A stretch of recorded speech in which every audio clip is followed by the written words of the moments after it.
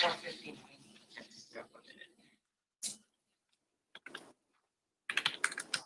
That is a cool shirt.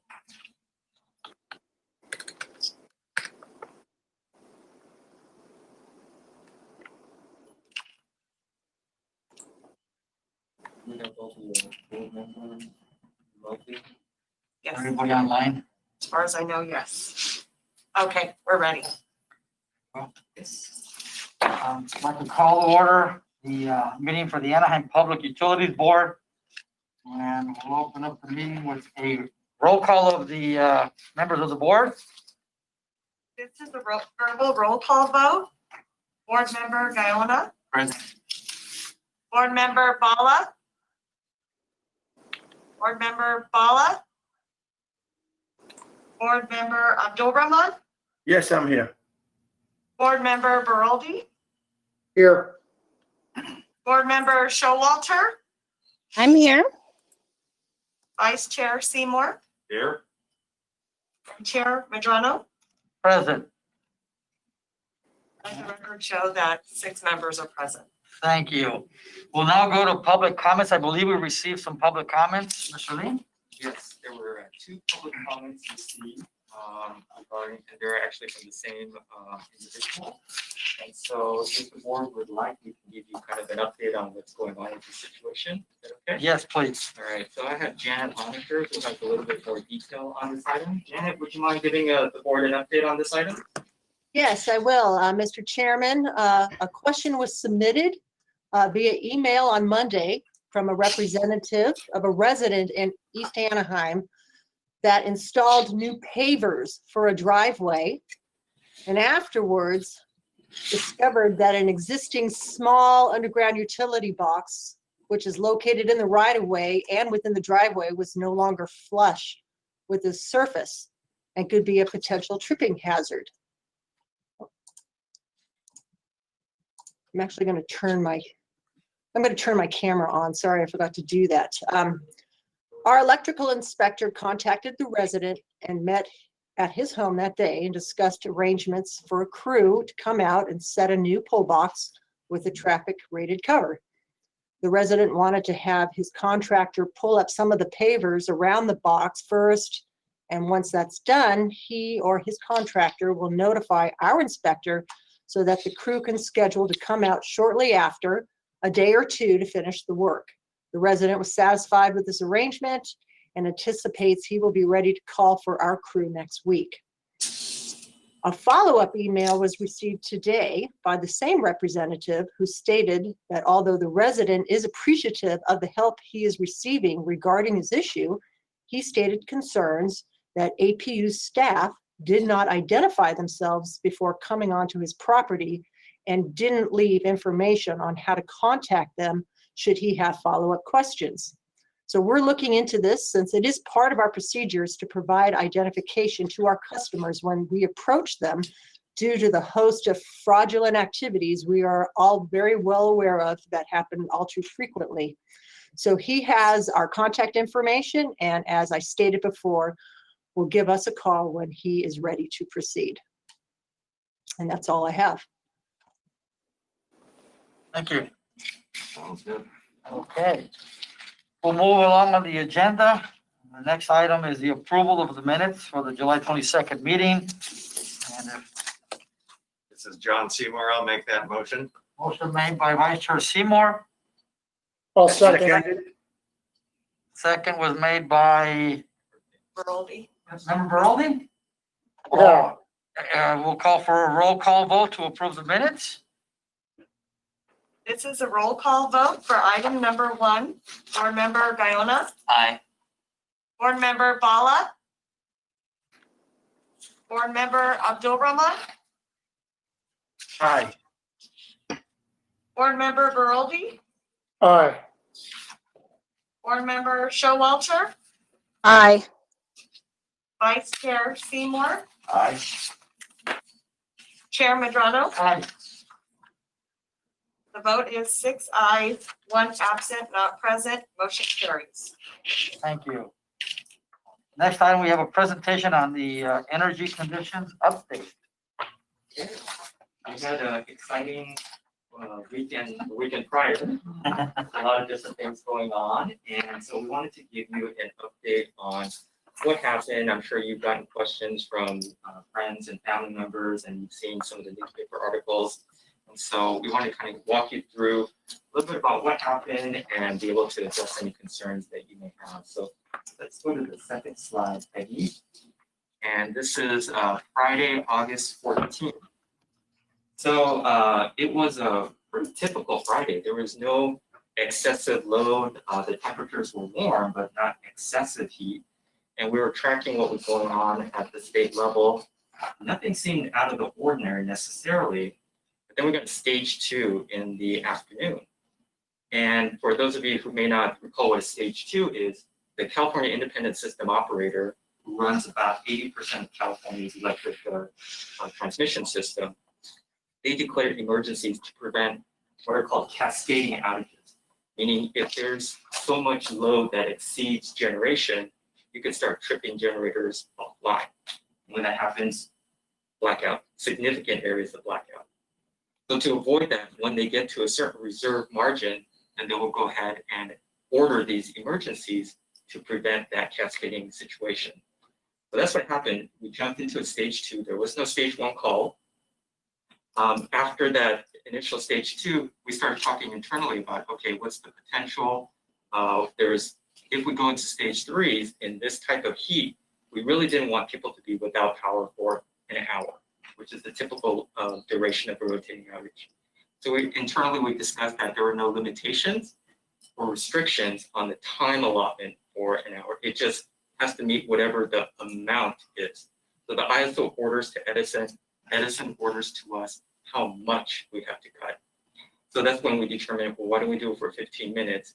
It means we would have to affect more customers, but for a shorter duration amount of time. So we made that determination, and then we started to move to stage 3. And so we were prepared, system operations started to make those curtailments. We started doing messaging prior to that to let people know what was going on. But we haven't had rotating outages for, a long time, right? 20 years almost. So I think a lot of people were caught off guard. So you can see on the bottom point that we affected about 11,000 customers. That includes businesses and residents throughout Anaheim. So having gone through that exercise, we went through and met all of our criteria. We complied with the state order. Then we moved to Saturday. And of course, Saturday, you shouldn't see as high of a load typically because businesses aren't operating. And so loads were, again, not excessively high. We were monitoring it and it looked like there was sufficient reserve capacity, but we jumped again to a stage 2. And in fact, the ISO actually ordered a stage 3 event. But we thought, okay, here we go again. We hadn't heard yet in terms of a number, what our cut number was. And then the stage 3 was canceled pretty abruptly. And so it's really interesting to see what was going on. Some of the other utilities we understand did get the order, and for 20 minutes, they did do some rotating outages in some of the other service territories. And then, so that's the weekend, and we were discussing on Sunday, again, because the ISO was now indicating there's potential loss of resources, there's other issues that we would need to go through the same thing again on Sunday. So Sunday through Tuesday, next slide, please.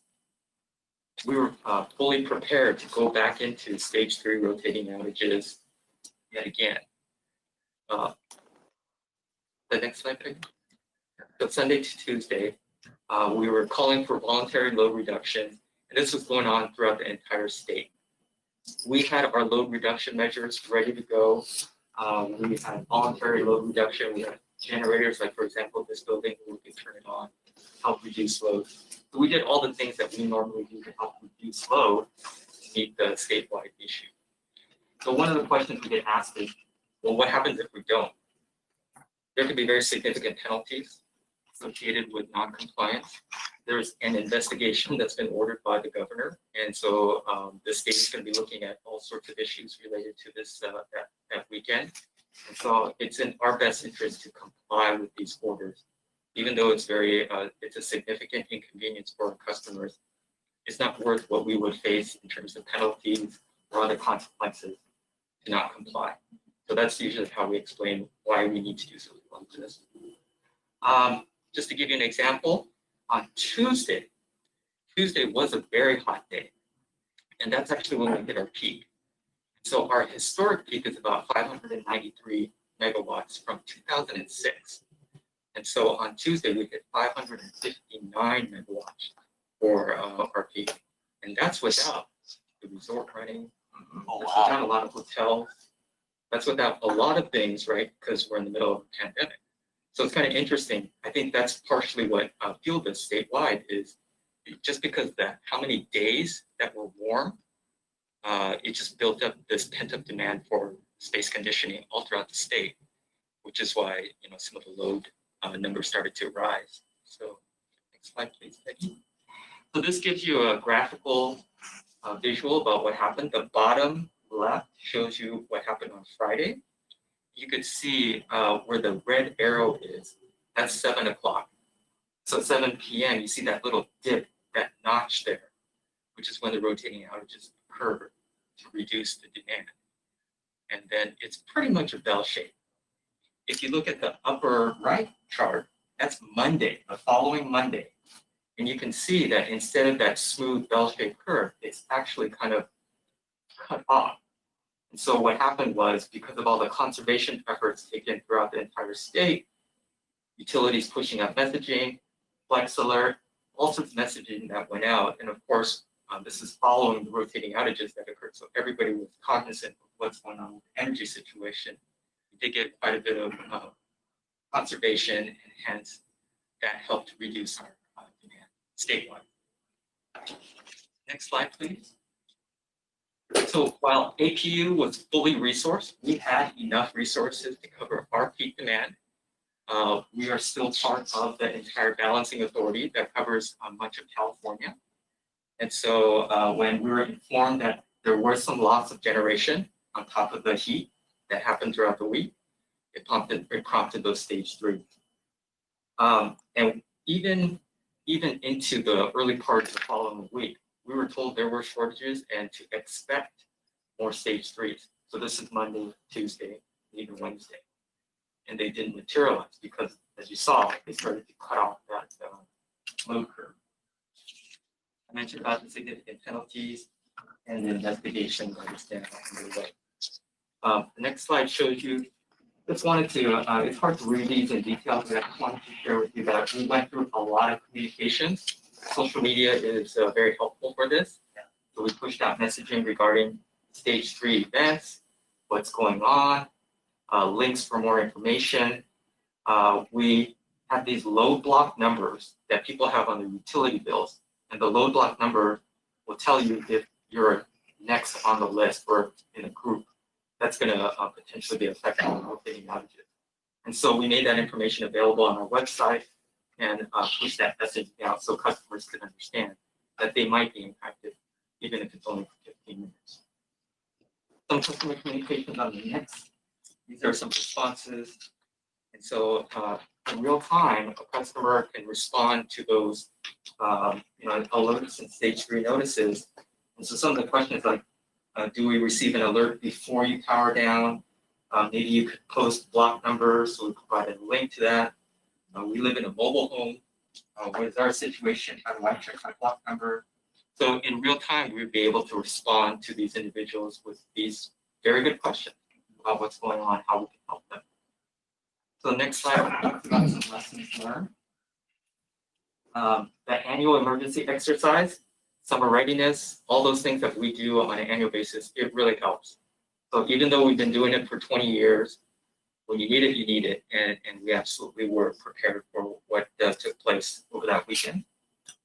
ISO website had really heavy traffic, and it was difficult for us because everybody was going to that website and looking at the state's demand. It made it difficult for us to look at it from an operational perspective. So we are communicating with the ISO on we're going to have to find a different way to get the information that we need. And customer communication, it requires just a lot more effort because social media is real time. People want to know right now what's going on in my situation. So having the ability and having staff really be able to pick stuff up And so a lot across our department, everybody did what they were supposed to do, from communication teams, operation, power resource group. So I wanted to give a chance for our staff to kind of share with you from their perspective what they saw. So let me start with Grant Bowen, who of course, you know, is in charge of our energy resources. And we can tell you from his perspective what he learned from this exercise. Grant? Yeah, thank you, Dooku. I can tell you, first of all, it was a heck of a ride for those last few days. That was really intense for us up here in the building. But anyway, let me talk about resources for a while here with you guys. And just to let you know, we had over 600 megawatts of resources available to serve our forecasted load on that Friday. Before the stage 3 of 450 megawatts is what we forecast. So we had plenty of room. If you do the math, it's about 150 megawatts we had available. 25% of our capacity essentially for any unforeseen contingency like a tripping of a unit or something like that. We had the capability to withstand that. In fact, when you look at it from that perspective, we could have actually taken off 2 Canyon units and still been okay with our load and quite comfortably met our margins that we are required to meet.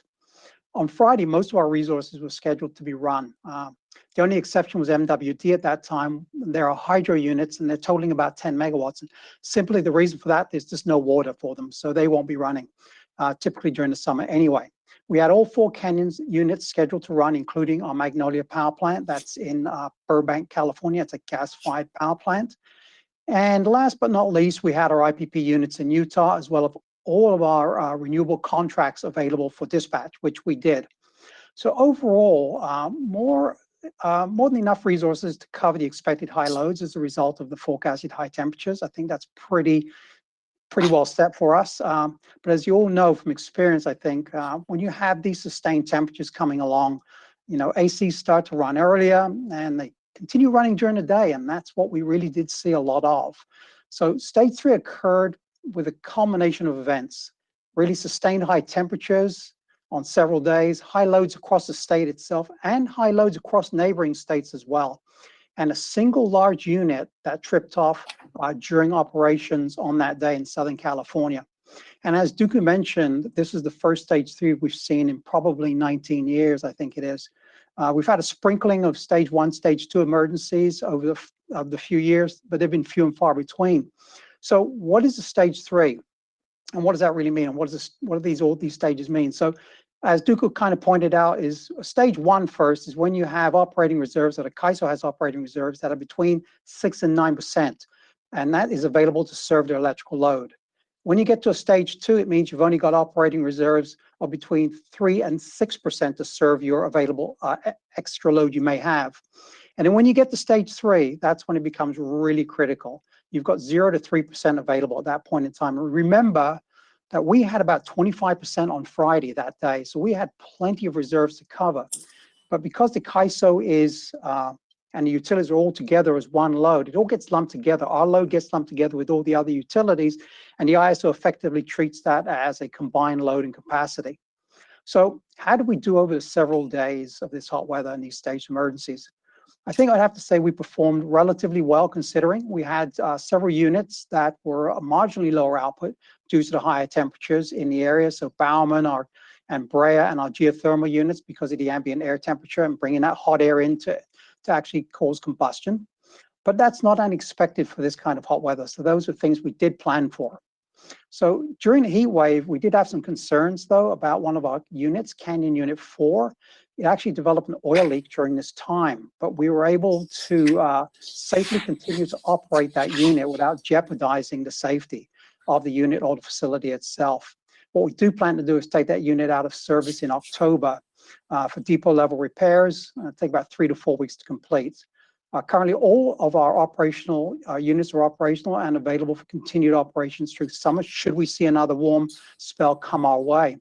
But before I turn it over to Janet to talk a little bit more about system operations, I wanted to touch on a couple more areas which I think are really important to our resources.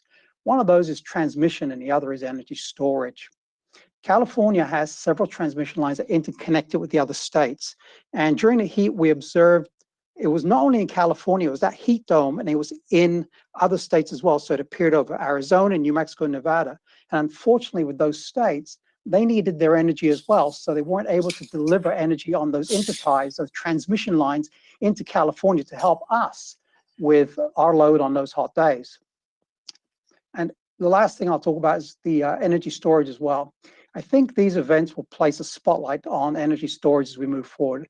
As you may recall, I think it was last month, we brought to the board our energy storage plan, which was a 50 megawatt storage that we we intend to put into play by 2026.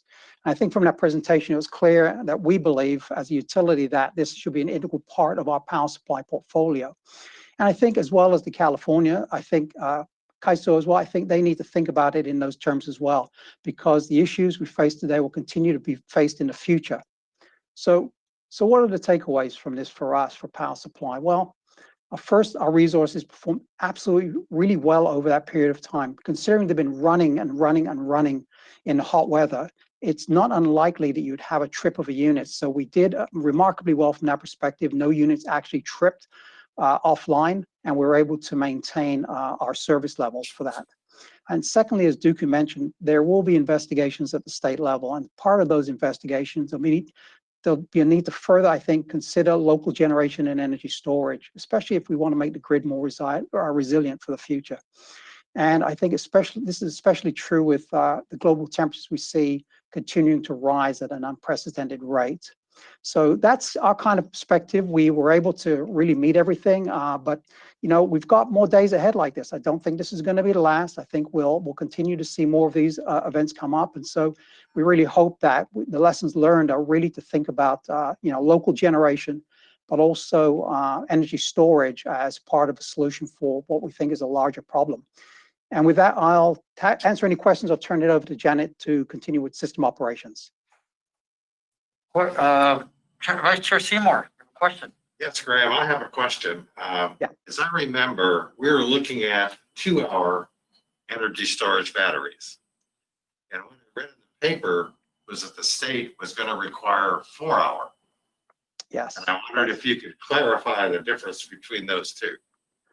Well, what will happen in this, right now the state is looking at 4-hour batteries because they think I'll give you the example in this one. This unit that tripped took about 4 hours from the time it tripped to get it back online. So the ISO thinks that 4 hours is enough time to ride out any peaks and valleys as we have when the solar comes down in the night and loads come up. So you'd get generation assets that will be able to come online and help with that as well. So if there is any unprecedented issues that happen in those 4 hours, there's enough battery storage there to do it. When we first looked at this, we looked at 2 hours because of the costs involved. We didn't think we needed more than 2 hours, but that's not to say our systems aren't expandable. So we'll start with the 2 hours, and as we progress, we'll move to the next level, which will probably be 4 hours. If the mandate is to do 4 hours, we will obviously be looking at doing 4 hours as well, but that hasn't been mandated at this point in time, just a form of capacity over the course of the next 4 to 5 years.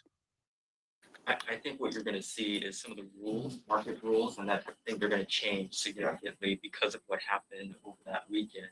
And so it may change the economics of what we analyzed and presented to the board. And it may be that we do a longer term 4-hour or 6-hour, I don't know, something in the future by the time we're ready to put a design package or bid for a request for proposal time. So we remain flexible there. What we were showing you was based on the prior Idea at the time. Yes. Yes, and we're not locked into that. Right. And so, so we're always looking at what is the best benefit in the current conditions and what we anticipate in the future. So that may change. I have a comment. I'm not sure now is the right time, but I'll go for it. The questions I get asked and the comments that I get is, how did California ever get into this position? We were warned last September that we had grid jeopardy. Is this a huge problem in terms of the state moving toward green energy and what should be done about that? Yeah. I think those are valid questions. Very valid. And I think the state got a black eye, frankly, as we promote green energy. We just demonstrated we can't handle it. It's really been a mouse to, and hot days come every year. Yes. So the investigation, I think, is very important. I think we should be apprised of it. I also think we need to figure out a way to communicate to our customers in a method that they will understand so that they can regain their confidence in us as a utility and as a state. So let me address kind of the back half of that first, and then I'm gonna let Graham talk about the other parts of, proper grid planning, how do we get here, that type of thing. There's no question that some people were upset that why do we as Anaheim have to cut, As a run. participate, right? So yes, we're connected to the same grid, right? And so there's really not a lot of choice that we have in that matter. Yes, in terms of the confidence they have in the power system and planning and those types of things, it's difficult. You can't pin this just on renewables. You can't pin this just on that lost generation. It's like anything, it's a confluence of issues that occurred all at the wrong time. And we had something like this happen. So the investigation will ferret out some of those issues, but it brings us to the point where we really do have to understand, in Anaheim's case, we had more than the minimum reserve requirements, right? Good, bad, or otherwise, we were sufficient to take care of ourselves. And what we do need is all the other utilities to start thinking about those types of issues, having sufficient reserves, not leaning too much on the market.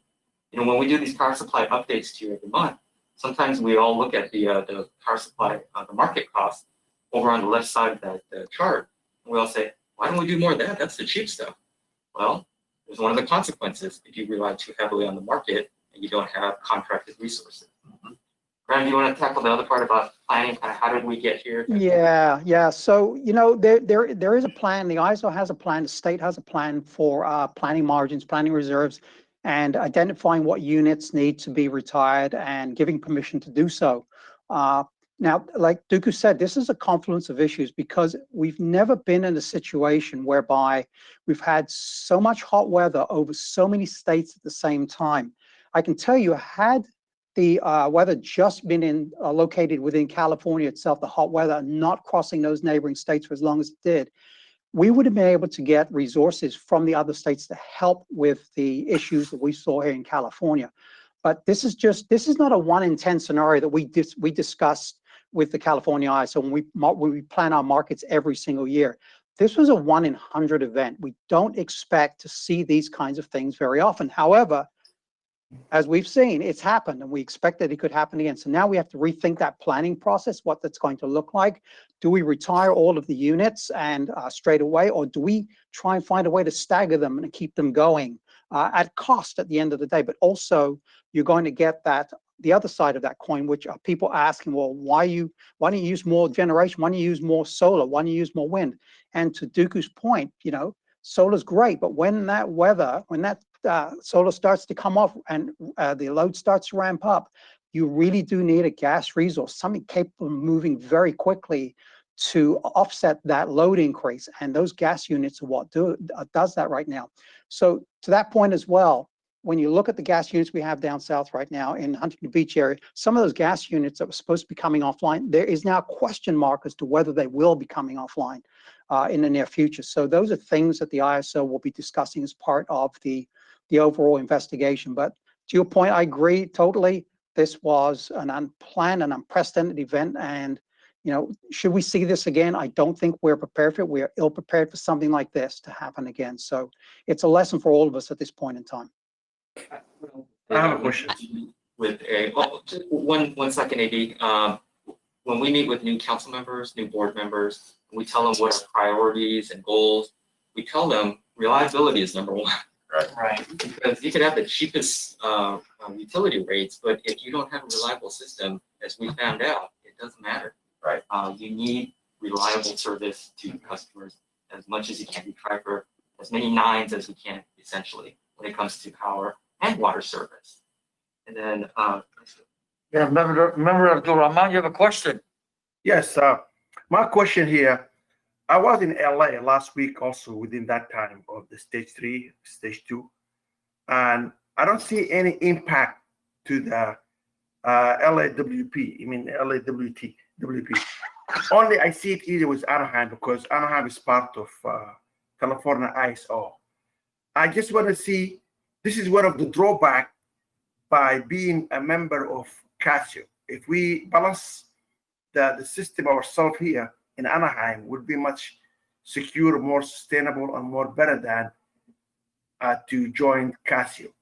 And also, I want to add for the unit that retired like last year or the year before, I think we might need to rethink about purchase another unit or just to have something that to backing one of the local generation to be added.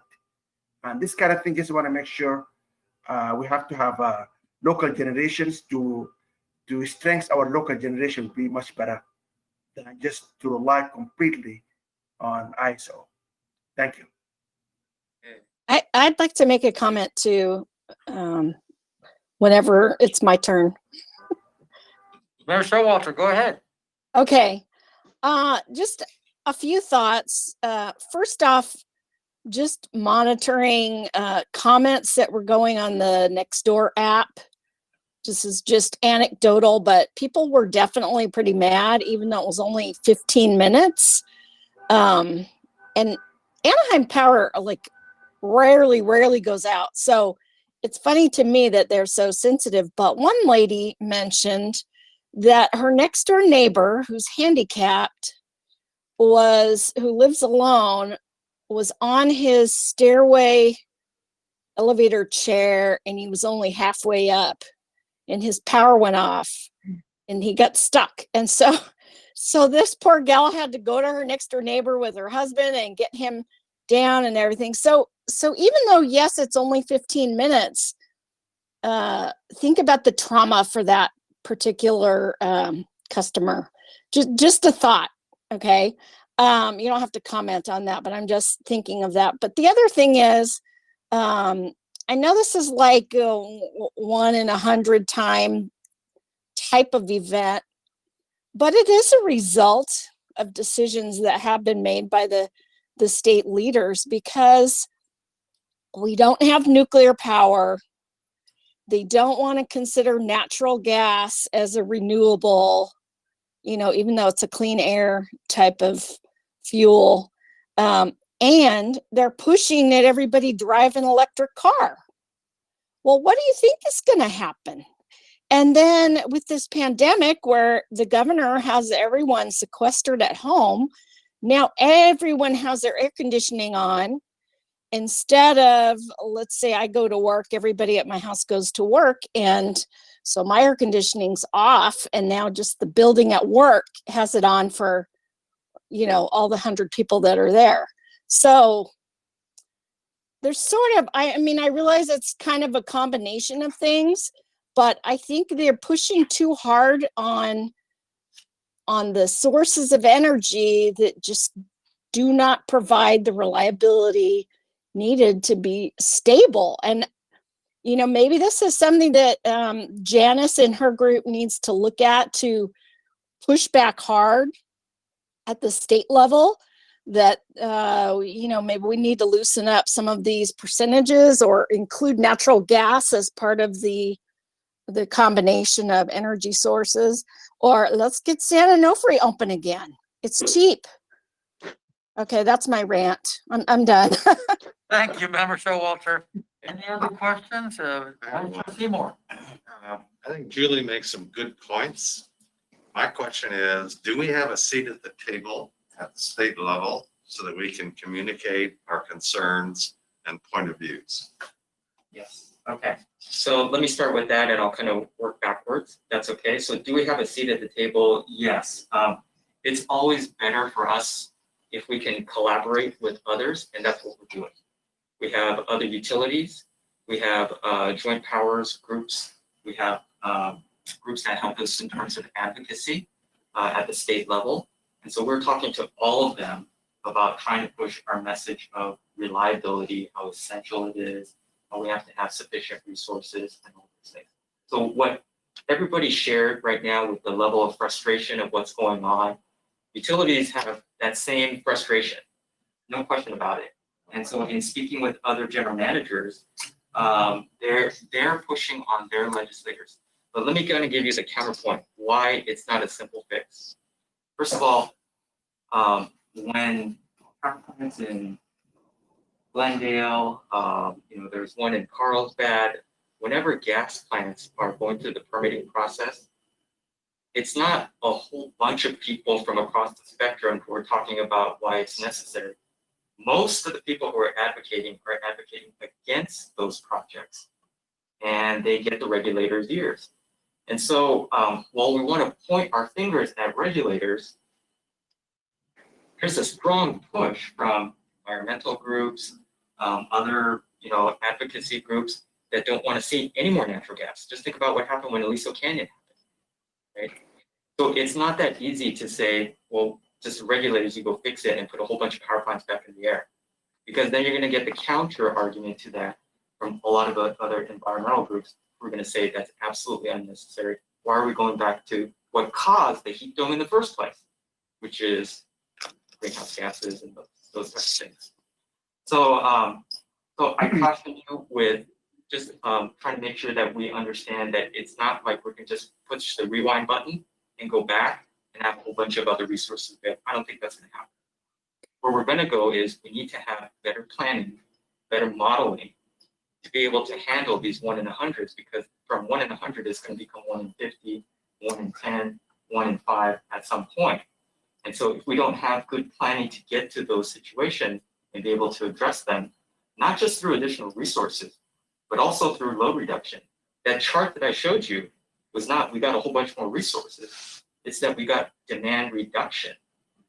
People started doing things to help reduce their usage, and that's what helps save us too. So that's got to be part of the equation that comes out. May not be the most pleasing to hear, what I'm just saying here, but that's the reality. We live in a state that's essentially green. And so we got to figure out how do we make that work, because that's the paradigm that we're living in. We're not going to go back to a whole bunch of power plants popping up all over the place. Nobody wants it next to where they live. Okay, so going back, I think that's it. You remember Veraldi? Yeah, I just wanted to interject something, get a minute here to kind of jump on the bandwagon with Julie and with John. And to Dooku, I know you made a point earlier talking about how lucky we got in this particular case because with COVID, there are fewer industrial users on. I just happened on this weekend where we had these outages, we had a little family party and we experienced some blackouts, not in our location, but others. And those people were extraordinarily angry. They had longer than 15 minutes out of the city of Anaheim at times. And they asked me, because I know I'm on a public utilities board, why that occurred. I don't think the public has any clue whatsoever that we're, divesting from all of these traditional energy sources. And that the reason we're having a lot of these blackouts, right or wrong, are because we're going to green energy. And we can't use green energy when the sun doesn't shine or the wind doesn't blow. So when you explain to these people that, hey, look, we're mandated to do this, and you have a choice, either reduce load, right, i.e. shut off air conditioning units or turn them up, or shut off lights, or you just experience rolling blackouts, and it's going to get worse because we're mandated by, 2050 to be without any conventional power? Is that 2050 or 2030? 2045. To be GHG free. So those people, we're talking my family who are on both sides of the political spectrum. It's kind of funny because the people on the left were blown away, and they went and they did the research and they went, oh my gosh, Vince, you're right. Yeah, I know I am. So I think the iceberg, it's that silent majority thing. You're right, Dooku, you got a bunch of people that are advocates of green energy who are out there saying this is what we need to do until it interrupts their life. And interrupting your life through rolling blackouts or, not being comfortable or higher energy rates, I think is going to lead to a lot of people reevaluating the direction which we're going, because we're not there yet. If we have batteries, great, but we're not there yet. So I think we really need to make people understand that our constituents, the people that vote them into power, may not have such a, not like them as much as they might think if the truth ever got out there. Thank you. Hi, this is Ravneesh. Can I ask a comment on that as well? So I'm going to take the contrarian view here. I came into this country from India in 1994.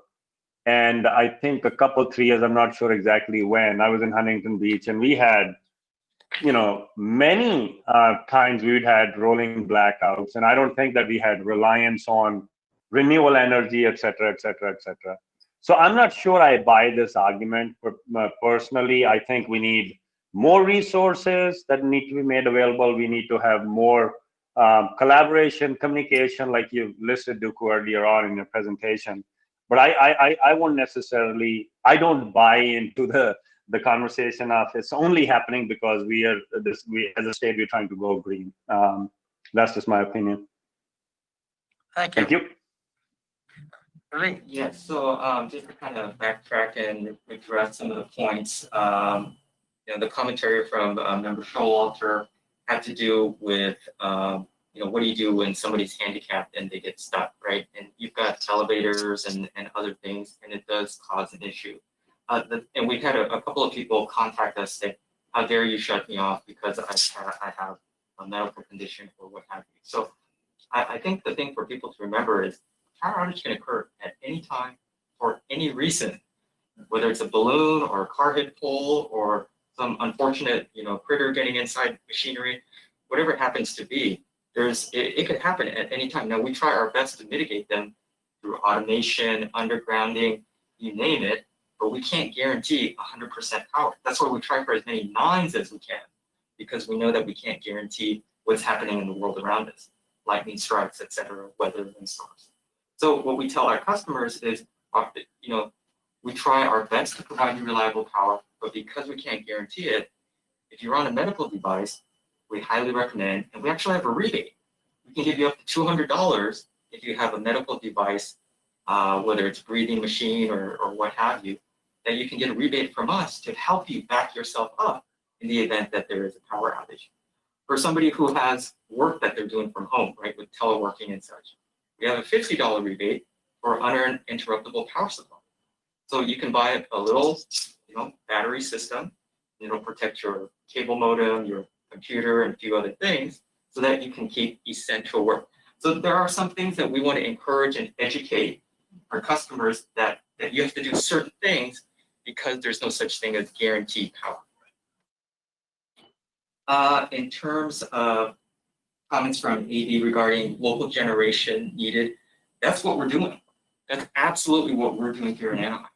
So we are going through the process of moving away from Intermountain, which is coal resource. They're turning it into a gas plant. So there will be gas for some part of the time. There's talks about turning it into hydrogen as well down the road, but it's still far away. And so what Graham's group has been doing is looking for local resources that doesn't rely on transmission for hundreds of miles, maybe tens of miles, 20s of miles, things like that. So we've made a very conscientious effort to try to be as self-contained, not completely dependent on other resources as much as possible. And so that's some of the stuff that we're talking about. When we do energy storage, it'll be here. And so we have complete control over that. So that's essential. So a lot of the strategies that you're seeing our groups employ are based on understanding what transmission's doing, understanding where the initiatives and mandates are going, the need for reliability over all else, the financial aspects so that bills don't go skyrocketing, to address all those things because we know where the state is eventually going to go. You're not going to see a whole bunch of gas plants start popping up. You're not going to see a lot of nuclear plants start popping up. That's just a reality. And so it's best, I think, from staff's perspective to understand that and plan accordingly, as opposed to waving our fists and saying that shouldn't be. So that's kind of the approach that we take. I hope that makes sense. Thank you. Any more questions from members of the board? I do want Janet to talk a little bit about operations, and then Brian to talk about customer service. So Janet, would you mind sharing a little bit? Absolutely. Thanks, Duku. And all very great points and really interesting conversation here. I'm just going to give you some lessons learned from the operations standpoint, because as you can imagine, pressing that proverbial button to turn off a circuit is quite nerve-wracking for our staff.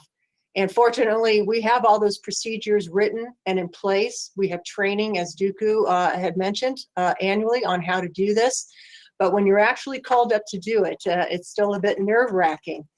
What's not in the manual, and something that we did have to address, and something Board Member Baroli spoke to earlier, was when a customer is out of power and it's longer than 15 minutes. So I wanted to speak to that real quickly, in that we not only had the rotating outages on that Friday and Saturday, but we also have what we call our regular outages.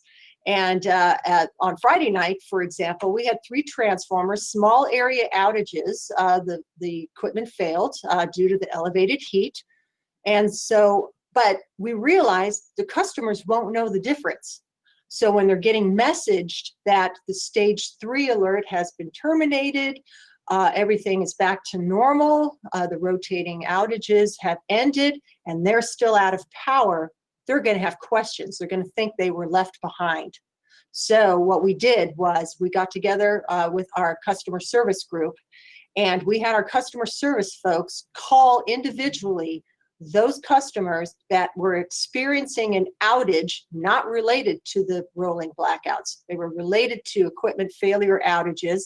And what we wanted to do is give them the information on how long we estimated it would take to restore their power, but also to inform them that they were not part of this rotating power outage, that it was actually what we call a regular outage.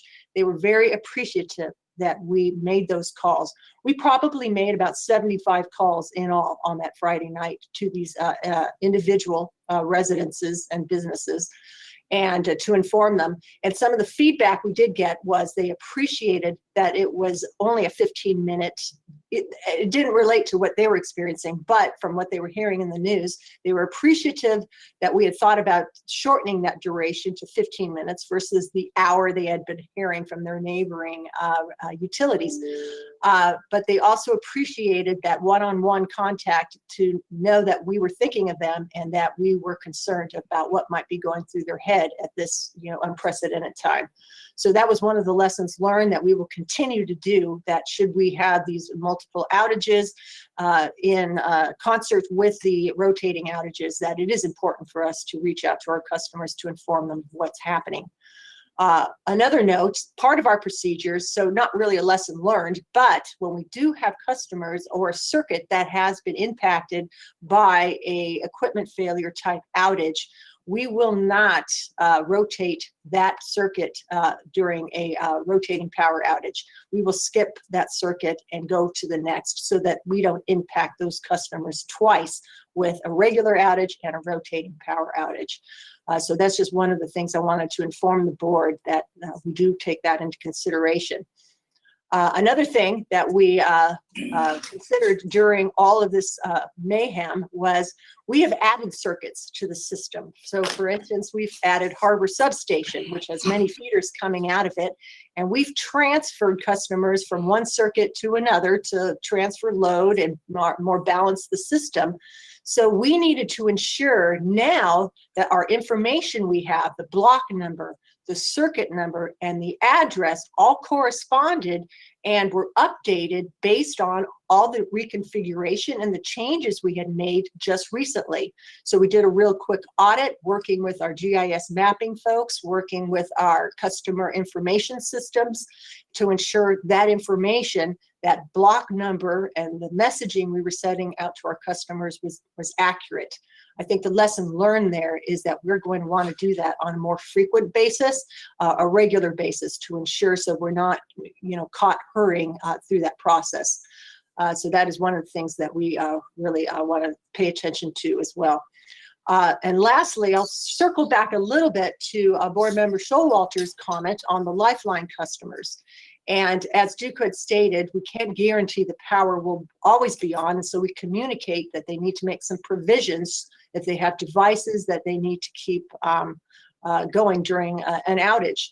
What we did find during this time was we were receiving calls not from the actual customer on the Lifeline program that has the device, but it was from a family member or perhaps a neighbor or somebody other than that actual customer.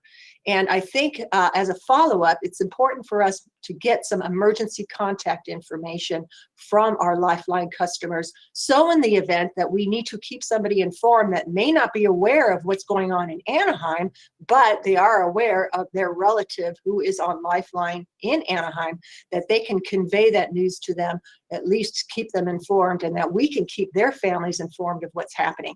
So that's another thing we're going to be working through here shortly, is how we can get some of that emergency contact information for our Lifeline customers. If there's any questions, I'd be happy to answer. Any questions from members of the board? I got one more with Brian, to talk about the customer service aspect. Thank you. Brian?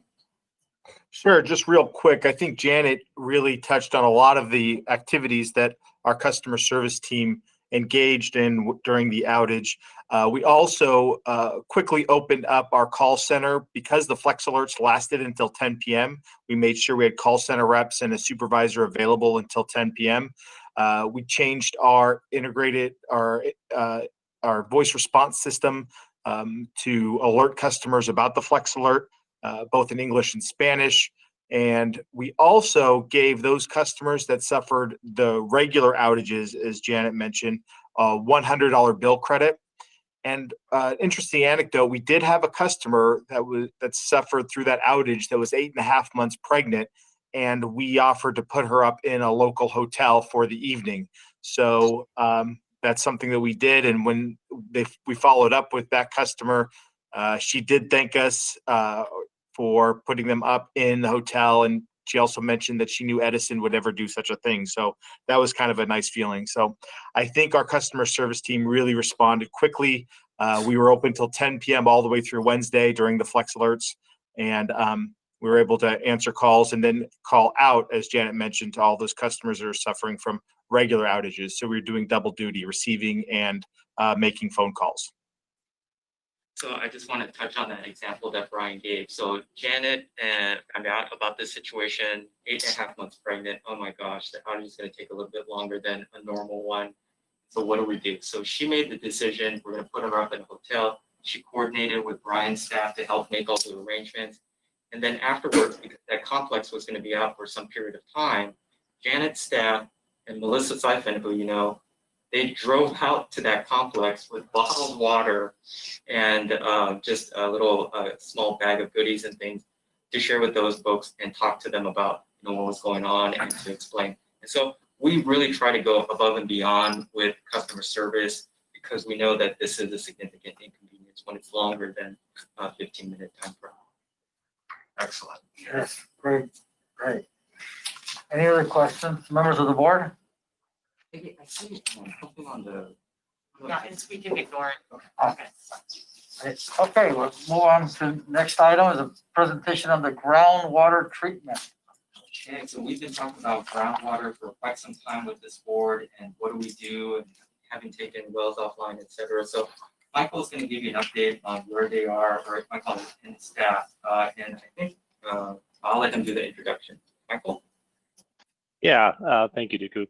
This is a follow-up on our presentation that we gave in the fall where we identified some contracts and agreements that we're putting in place back then to help us get ready to treat our groundwater to remove PFAS from it. So we have since done our studies and evaluation to figure out a plan and a strategy to do that. And I'd like to have Craig Parker, our water engineering manager, is going to walk you through our strategy and our plan to get our groundwater wells back online. Craig? Great, thank you, Michael. I appreciate it. So I'm happy to report back to the board on our status. I think we've made a lot of good progress. We'll move on to the next slide here. So just to remind the board, PFAS is a vast issue. It's not just related to California or Anaheim. It's really it's becoming more of an international issue. But as you can see with the map here, just in the U.S., it's hit just about every state. A lot of the hits are in the Northeast and the East in general. But as you can see in California, there's a lot of hits as well. Southern California, and then of course Anaheim, we haven't really found another municipality that's affected quite as much as us as far as water supply. So just to remind the board, we have a 3-phase strategy. We have customer safety, water treatment, and cost mitigation. I'll be going through those tonight. So our first discussion will be on customer safety. So back earlier this year, the State Division of Drinking Water asked us to test all of our wells. We did test all of our wells, and then based on current regulations, we decided to shut those wells off. But also at the same time, we did a communication and outreach program. We notified the board, but we also did a lot of information on our website. So if we did have any people that were interested, they could look at the water quality, they could look at what we're doing, they could read about the regulations and so on. So based on having to shut a lot of our wells off, of course, we had to rely more on imported water. So as I'll go through in the next slide, our water supply portfolio has changed. So as you can see, in 2019, we imported about 25% of our water. As you know, we have a great groundwater basin here. It's managed very well. So we just augment supplies with imported water normally. As you can see on the right, this year we anticipate that to be flipped. So we anticipate about 25% groundwater and 75% imported water. So as a result of that, it's costing the city about an additional $15 million a year to our customers. So now we talk about our second prong of our strategy, which is water treatment. So as you recall, we have partners in this. We're coordinating with many different agencies, municipalities. Obviously, Orange County Water District is one of them, Metropolitan Water District, Environmental Protection Agency, and the State Water Resources Control Board. So we're tracking all the information. We're staying attuned to the most recent technology. So we're learning from others and so on. As you recall, along with our neighboring water agencies through Orange County Water District, there is a pilot going on at Warner Basin, and that's that middle picture there. So what they're testing is different kinds of, as I'll talk about, resins and medias to see which one's best, which one has the best life, which one treats the best. And so typically what happens, the water comes in from the top, there's media in the middle there, and then they measure any kind of PFAS coming out of the bottom. And there still are resins that have not detected PFAS yet after 7 months of testing. So we've got some really good media out there that once we do decide to select a media, that we're going to have some very good test results. And then on the right is they're also doing what they call rapid column testing in the lab. So that's another way to test treatment, and then that can be used to predict the life of the resin as well. And finally, as you recall, we were doing a planning study on the Anaheim system and sort of the plan on what we're going to do to bring our wells back online. That planning study has been completed, and now what we're doing is I'll talk about. We're moving forward with the actual projects to get these wells back online. So as you remember, PFAS is a family. The PFAS family has about 5,000 chemicals. Right now, the state is focused on what we call PFOS and PFOA, but they're also looking at adding regulations for these other 12, what they call emerging regulations. And then we fully expect that sometime along the way, they'll probably end up getting the remainder, or at least a portion of those. So what our goal is to have a treatment process that can handle not only current and emerging, but future as well. And we believe that we have a good plan on that. So as you recall, when I briefed you last time, there's really 3 different treatment processes. There's carbon absorption, granular activated carbon, known as GAC. There's ion exchange, and then there's reverse osmosis or nanofiltration, or a lot of people call that membranes. So we studied these three, and we looked at things like cost. We looked at things like how complex is the treatment, and most importantly, can we fit these technologies on the sites that we currently have. So as you can see, we did a thorough analysis here. We kind of did a simplified table here so you can understand the basics. So granular activated carbon, it's got good contaminant removal. It can remove all of the PFAS. It's not overly complex. It's got a reasonable cost when you compare it to others. The one downside to GAC is it requires a lot of real estate, much larger footprint than, say, ion exchange. And then you look at reverse osmosis, that really removes more than we need.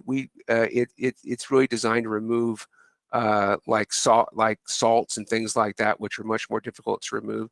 It's highly complex. It's much more expensive, as you can see. And again, it's got a large footprint. So we're really focused on ion exchange now. It meets all of our needs. It fits within the sites that we want. And most importantly, it can treat all those chemicals we talked about in that triangle. So this is a great technology. As things move forward, they're going to have better resins that can remove more. And we think it's probably one of the most robust treatment processes. It's got a good price, and it fits within our sites. So just to go through ion exchange again, as you recall, the groundwater down here moves up through the well. It goes through what they call pre-filtration, which is like a cartridge filter. It removes stuff like sand and larger particles, so it doesn't foul the actual resin. The water then goes into a pressure vessel that has these types of resins in there, and it basically removes the PFAS to an acceptable level, and then we disinfect, and then it moves into the system. So as you can see, it's a pretty basic system. It's not overly complex, which is good, because when we have to maintain things and keep them going, there's much less for things to go wrong. So as I talked about, most importantly, how we're going to get this done, and we want to do it as fast as we can without giving up quality, without making mistakes, of course. So we have a three-phase process. So you'll ask, why are we phasing it? Well, there's things like real estate or system components that we might have to upgrade. So we want to cut those sites loose, the ones that we call the low-hanging fruit. So phase A fits that. We have 4 different sites. The best part is going to restore about 50% of our capacity, which is great news. We're hoping to start construction on that next summer. Phase B will be a little more difficult sites, things we have to work out. We're hoping to start construction on that in winter 2022. And then phase C is the more difficult sites that we hope to start construction in fall of 2023. Now, if things work out and we can attack those challenges for phase B and C, we'll certainly move those up if possible. We're also doing our best to move up phase A if that's possible. We made some really good progress on all these things, and we've got all the horses on it. We've got all the resources on it to get these wells back online as fast as we can. So on the phase A sites, of course, nothing's built yet, but you're probably familiar with these sites. At the upper left is our Linda Vista site. That's a picture of our reservoir and our pump station. We have a lot of good land there, so we're positive that that's going to work. And then on the upper right is our La Palma site. You may have gone to the dedication a couple years ago where we upgraded the reservoir, and this is a picture of the pump station. We've got a lot of good real estate there. On the lower left is our well 59 at Energy Field. So we've got real estate there that we can use. It's a fairly new well, so there's not a lot of modifications to the well. And then on the lower right is our existing well at Boysen Park. So we have to be creative on that site. We can't put the treatment right next to the pump station, but we've worked with the Parks Department and we've got a good solution to move that project forward. So our last prong is cost mitigation. And of course, this is very important along with the other two. So on cost mitigation, if you recall, the board approved a reimbursement agreement with Orange County Water District. So they're going to reimburse us for the majority of our capital cost and some of our O&M cost. As you're aware, the city council initiated or approved the initiation of litigation against those people that put these pollutants into the system. So that's moving forward. We have an emergency assistance program and income qualified water discount for some of our citizens. And we did defer and reprioritize some of our capital improvements and some of our operational costs. One example is our Anaheim South Recycle Water Project. We decided to defer that one. So this is sort of a summary slide that sums up most of what I've said. We've selected the ion exchange treatment. We believe it's got a high level of innovation. It can treat everything within that triangle we talked about. It's a great process. It's not more complicated than it has to be. It's a 3-phase program, so we do as much as we can when we can do it based on the complications of the site. That's going to reduce our overall timeline. We're using a design build delivery method where you hire a vendor that designs and builds under one contract. So you end up having better collaboration between the designer and the contractor, but most importantly, you get it done quicker. And again, that saves imported water purchases the sooner that we get done. And then on the groundwater treatment program overall, we're going to be saving close to $300 to $400 million over 30 years by getting these treatment plants online versus buying imported water. So with that, I'll be happy to answer any questions. Any questions from members of the board? Vice Chair Seymour. Great. Thank you very much. That was a very good presentation. I have one question. When we start construction on phase A, for example, how long will it take to complete that construction? Yes, right now I have a schedule of a couple years, but when we get our design build proposals, one of the factors for selection is going to be if a design builder can reduce that schedule. So, you know, someone might come in and say 20 months or 18 months, but right now, generally, I've got a schedule of 2 years. Okay, so then therefore we will be starting the second one before we finish the first one. And the second one, the third one. Yeah, so they're all phased, roughly about 6 months staggered. But again, it actually may turn out that if we do really well, we can combine phase B and C. But yes, they're all going to be staggered slightly. Again, it's when you're spending $15 million a year on imported water, anything we can do to even get 3 or 4 sites on first works well. Yeah, very aggressive schedule. Thank you. Yeah, I have just 2 quick questions, and I might have missed it on one slide. What is the approximate cost per treatment plant? That's the first one. And then I like the technology. I looked at this before. What do you do though with the resins once they're spent or they're contaminated? What do we do? Do we recycle them or do we rehabilitate them? What happens there?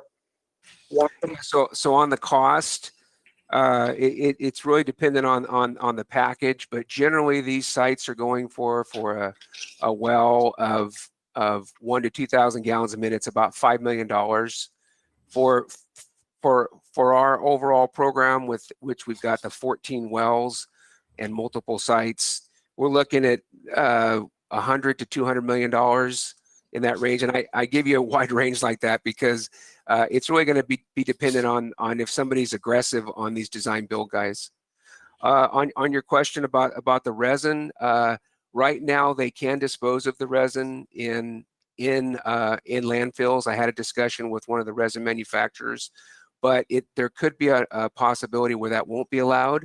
And I asked them the question, well, then what would you guys do? Then it would have to go to a facility that would actually incinerate it, something to that effect. But we would, you know, we would make sure that we're doing everything properly when we changed out the resin. Okay, this is AB. I have questions. Go ahead, Okay. Mr. Drummond. Yes, my question is, I'm following the presentation, and for the water treatment plant, it seems to me it is centralized. It's not like at each well site. That means that require you to build a pipeline from wells to the water treatment plant. Is that true? Yeah, so luckily, right now we're working it out, but like at our Linda Vista site, we already have 5 wells that go into that site. So that would be a centralized, but we wouldn't need any additional pipelines. La Palma site would be similar. Our well 59 right now, we're anticipating just treating that particular well site. But one of the sites we are considering, as you said, sending that water from our well 56 down to well 59. But we think we might be able to work out a deal with the Parks Department to put treatment on well 56, which is at Willow Park, similar to what we're doing at Boysen Park. So sort of the backup plan is if some sites don't happen to work out, but we want to keep the well, you're absolutely right. We might have to build pipelines from that site to some centralized treatment. Our first phase we've worked out. We know what we need to do. That's why those multiple phases, we haven't been able to launch those yet, because we're still working out, can we do on-site treatment, or do we have to send the water to another site to be treated? That's a really good question. Thank you. Any other questions, members of the board? I just want to say that, you know, we're very fortunate to have somebody of Craig's caliber working on a project like this. And of course, it's not just him. He's got a team of engineers. And of course, we're collaborating with regional partners. So it's not hinging just on one individual. However, you have to have a good quarterback and move the ball downfield. And that's what Craig's doing. And between him and Michael, they're working with Parks departments. You know, we've got a well that's next to the packing house. What do we do with that? So there's a lot of real estate issues that we're trying to deal with on top of the technology issues. And so making sure Michael and Craig are in sync on those is going to be absolutely critical. I have one comment. This is just an anecdotal thing. Maybe some of you don't know, but my mother and I used to buy this Lysol toilet bowl cleaner. It's like a blue gel, but it advertised that it had Teflon in it. And it was great. And then we couldn't find it anymore. And I think I am finally now finding out the reason why it was taken off the market. It's because of the PFAS, right? Does anyone agree? Because of the Teflon in it, right? Because Probably. we don't want the Teflon going into our water supply. That's a great observation. Yeah. That's Yeah, and I'm sure none of Think you about it. knew that already. So I just said I would share it. Thank you. Thank you. The thing I want to share with the board is anything that's going into the sanitation system, right, or the sewer system is going down to Fountain Valley. And in Fountain Valley, they do have reverse osmosis, that microfiltration system that takes out everything. And so the PFAS is not coming from Fountain Valley, it's actually coming downstream on the San Ed River. So if it provides any comfort, you know, it's the downhill coming stuff, but not uphill. Any other members of the board have questions? Hearing none, we'll move on to the presentation on utility success indicators for January 1st to June 30th of 2020. Okay, Brian, you want to tee this one up? Sure. As you all know, twice a year, we prepare the utility success indicators, which gives us, the public and the board, an idea of how we are performing against our goals that we have set. And in order to better manage the organization and better serve our customers, I think this is an important aspect of managing and running the utility. So in that vein, I have asked Andrew Wynn, our budget and performance analytics manager, to present to you our utility success indicators. Andrew? Thank you, Brian, and good evening, Mr. Chair and members of the board. My name is Andrew Nguyen. I'm the Utilities Budget Administrator. This evening, I'll provide a brief update of our USI. Our USI covers a range of different metrics intended to measure our performance in areas like customer satisfaction, system reliability, and financial health. This edition of the USI covers the reporting period from January 1st to June 30th of 2020. Let's move to slide 2. So the first metric I want to cover is our call wait time. We met our goal of staying under 3 minutes with an average wait time of 1.7 minutes. Our utility call center is shown at the top of this slide with the line graph indicating our daily call volume and the bar showing our call wait time. What I want to show is how our call volume began dipping in March as the pandemic took hold. In April, you can see we averaged about 600 calls per day versus the 850 plus daily calls we usually get. As I mentioned in our report, the lower call volume was likely because we temporarily suspended utility service shutoffs and late payments to help our customers. In contrast, the lower half of the slide shows our 311 call center, where we have dedicated staff respond to city-related questions and issues. You can see in March, we began getting more callers each day who had questions about the city's pandemic response programs and testing sites. Any questions on this slide before I move on? Yeah, the presentation in your binders if you want to follow. It's a little hard to see some of the images on the right part of the screen. Let's move on to slide 3 now, Peggy. For this reporting period, our reliability numbers were in the top quartile of publicly owned utilities nationwide, with an average customer experiencing 1 outage every 3 years, lasting under 20 minutes, with power restored in a little over an hour for each outage. I also mentioned in the report how the American Public Power Association recognized us again as a reliable public power provider, or RP3 recipient, back in May. Despite the budget reductions we undertook earlier this year, I think our performance here underscores how reliable our electric system remains. We can go to the next slide, Peggy, slide 4. Regarding our water system reliability, we recently met our 3-year goal of inspecting all 7,800 plus hydrants and exercising all 23,000 valves. Our maintenance activities can vary from month to month and year to year based on main repairs, planned outages, and key construction projects. We remain committed in proactively maintaining our infrastructure to keep Anaheim's water system operating reliably. Let's go on to slide 5. For fiscal year 20, we're projecting our electric and water utilities debt service coverage to come in at 1.7 and 1.8 respectively. As the board is aware, our revenue, particularly from our industrial and commercial customers, continue to be impacted from the state's shelter-in-place restrictions. Also impacting our water utility are higher water supply costs, as we've been importing more water from Northern California and the Colorado River to address the presence of PFAS in our groundwater. As Craig just mentioned, we're planning a 3-year program to build new treatment plants so we can restore our groundwater wells and reduce imported water costs.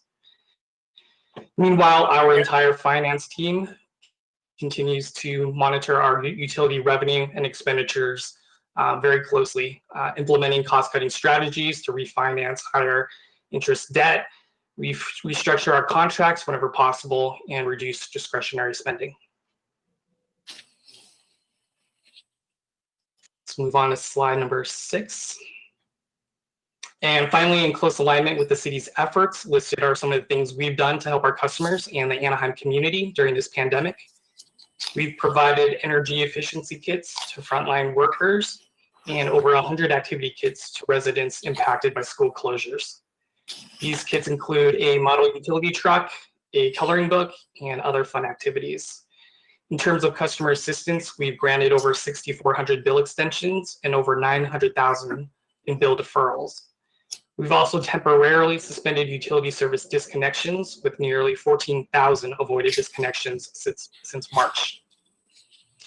It's definitely a challenging time for many people in the community, but as we've said in our social media platforms, we're here for our customers and we'll continue to support them the best we can throughout this pandemic.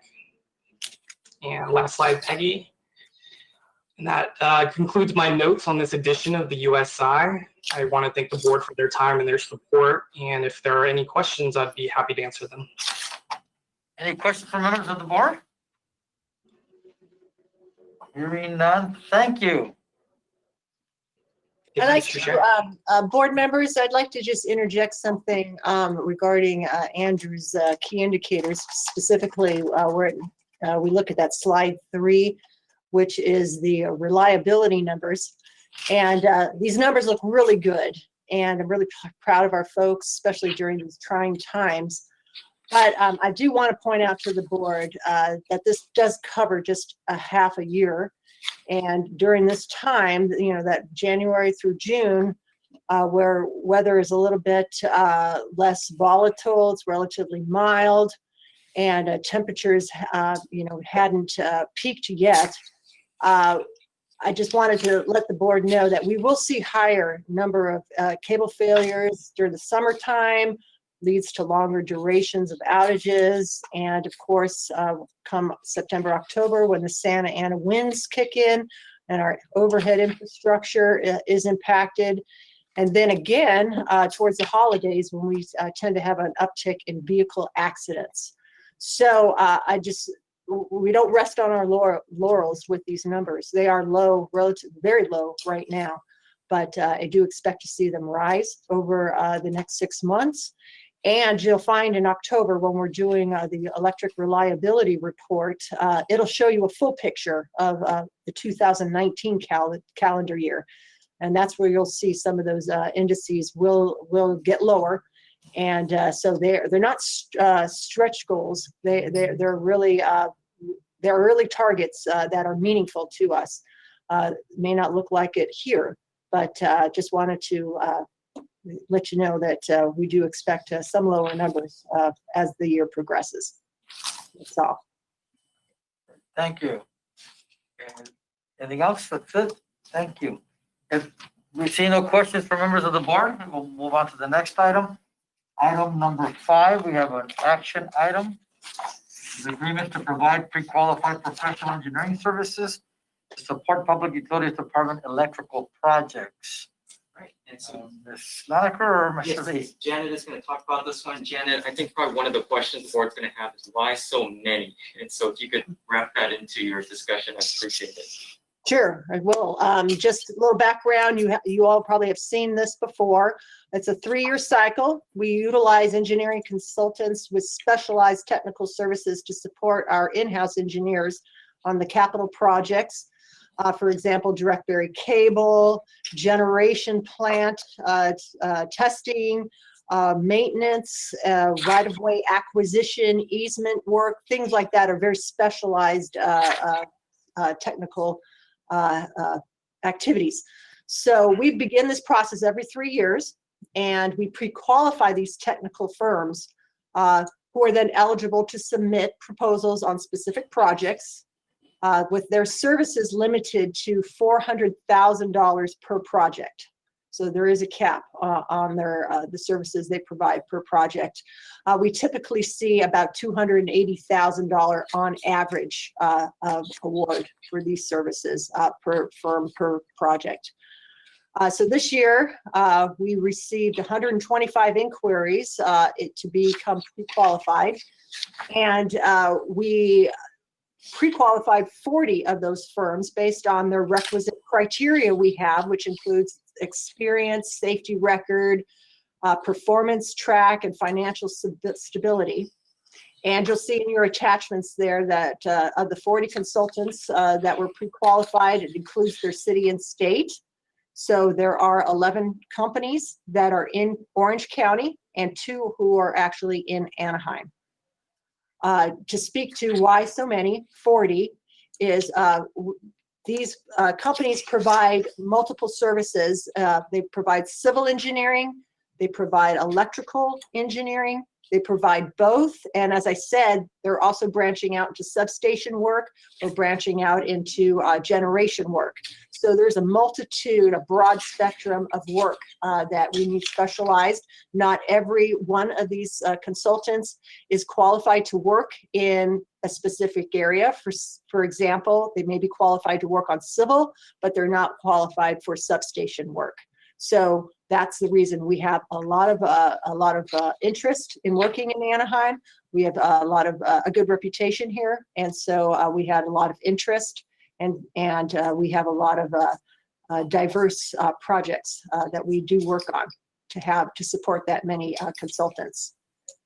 It is a competitive bidding process still, so this just allows them to be able to bid on the projects. So it is still competitive, and some of the changes that are in the agreement this year as compared to last year. So there's a lot of continuity in the form and content of the actual agreement, but two of the major changes, or I should say additions, is there is a dollar limit of $1 million per consultant per fiscal year on project awards. So that gives us the ability to foster competition among our consultants and kind of to broaden the base across the base of these firms.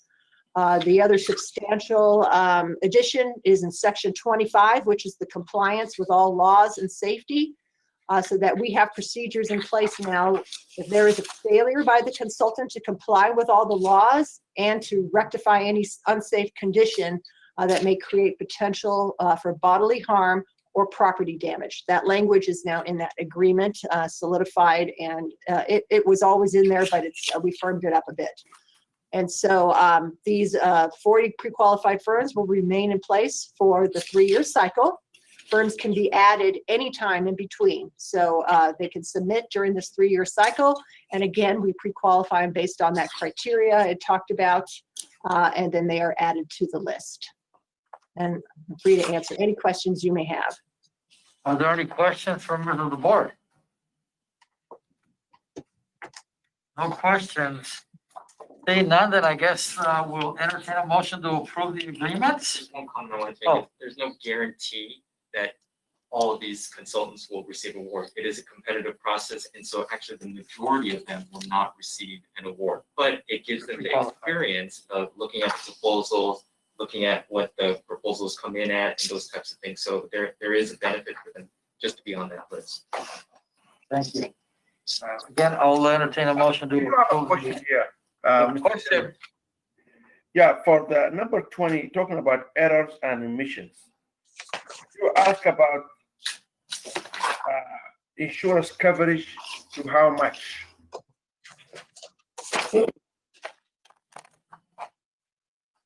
Janet, I'm just asking about, I didn't hear the question, AB.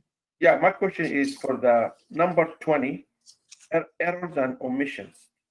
Sometimes that company that they ask about, maybe like civil, any consultant company, they have to have insurance that cover like $2 million, $3 million. Right. But here, you don't have any specific coverage here. The coverage is in the agreement, and risk management sets that at $2 million for Section basic 9. insurance. Section 9.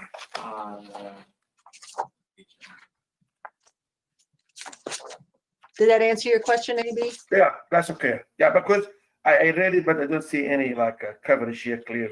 Maybe in a Yes, it different place. Maybe if you go to section 9, under insurance, right, it says what the coverage requirements are. Addition, $1 million. General liability is $1 million per occurrence, $2 million annual aggregate. Automotive is $1 million. And then professional liability insurance. So you see the coverage terms in section 9. Okay, I got it. Thank you. Thank you. No other questions from members of the board? Not, I will entertain a motion to approve the agreements. Move a motion. Made by member Abdul Rahman. Can I get a second? Second. Second by member Gaona. I will take a roll call vote to approve. This is a roll call vote for item number 5. Board Member Guyona, Aye. Board Member Bala. Board Member Bala. Board Member Abdul Rahman, Aye. Board Member Baroldi, Aye. Board Member Showalter, Aye. Vice Chair Seymour, Aye. Chair Madrano, Aye. Board Member Bala. Member Bala, you here? We lost him? Can you see if he's? Yeah. I think he's kind of shaking his hand. Shaking his head. Yeah, he can't hear anything. But he's here? Yeah, he's here. Yeah, he's giving thumbs up, so I think he's, Oh, okay. yeah. Thank you. The vote is 7 ayes, 0 nays. Motion carries. Thank you. Next item on the agenda, we have an update on the electric systems issue. Okay, go back to Janet. Ms. Lotiger. Okay. So Peggy, would you mind pulling up on the screen a couple pictures I have? I just wanted to share with the board what we've piloted 5 locations for slip-resistant underground vault covers. So you'll see some before and after pictures.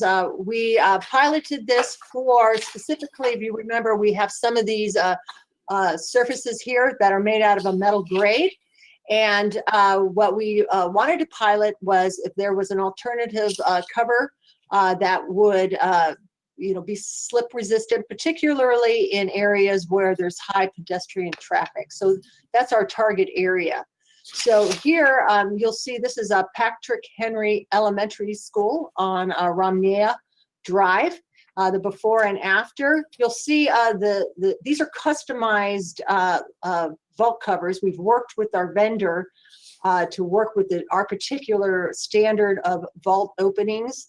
And so it's taken some time both to develop the product, to test it out in the field, and to get our field folks to sign off on the use of it, taking it on and off, and all of those things that involve the folks in the field.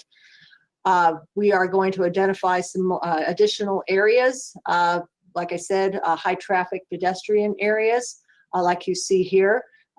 This is more to be proactive in these pedestrian areas, particularly when it's raining outside and you've got children, for instance, walking on the sidewalk who may not be aware of their surroundings and or ride skateboards or roller skates or whatnot over these vault covers.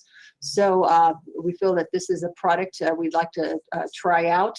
You'll see that they're a little bit wider than the previous type that we have. And the reason for that is because these are really used when it's a brand new sidewalk. So if you remember any new development that has brand new sidewalks, they're pristine white and beautiful, but over time they do mellow and turn this grayish color. We expect the same to happen with these vault covers. So this is one location. The second location, Peggy, if you can show us, this is along Anaheim's Garden Walk along Catella. And we were alerted to by the business owners there that there was some instances where people were slipping as they were walking across this. And it's not the sole reason because of the vault cover. One particular circumstance here was there's a lot of irrigation going on in this area because it is the resort area. And secondly, this is the prime spot for deliveries. So delivery companies are rolling their heavy carts filled with product over this vault cover, and it is seems to be wearing it more than you typically would find in any of our other locations.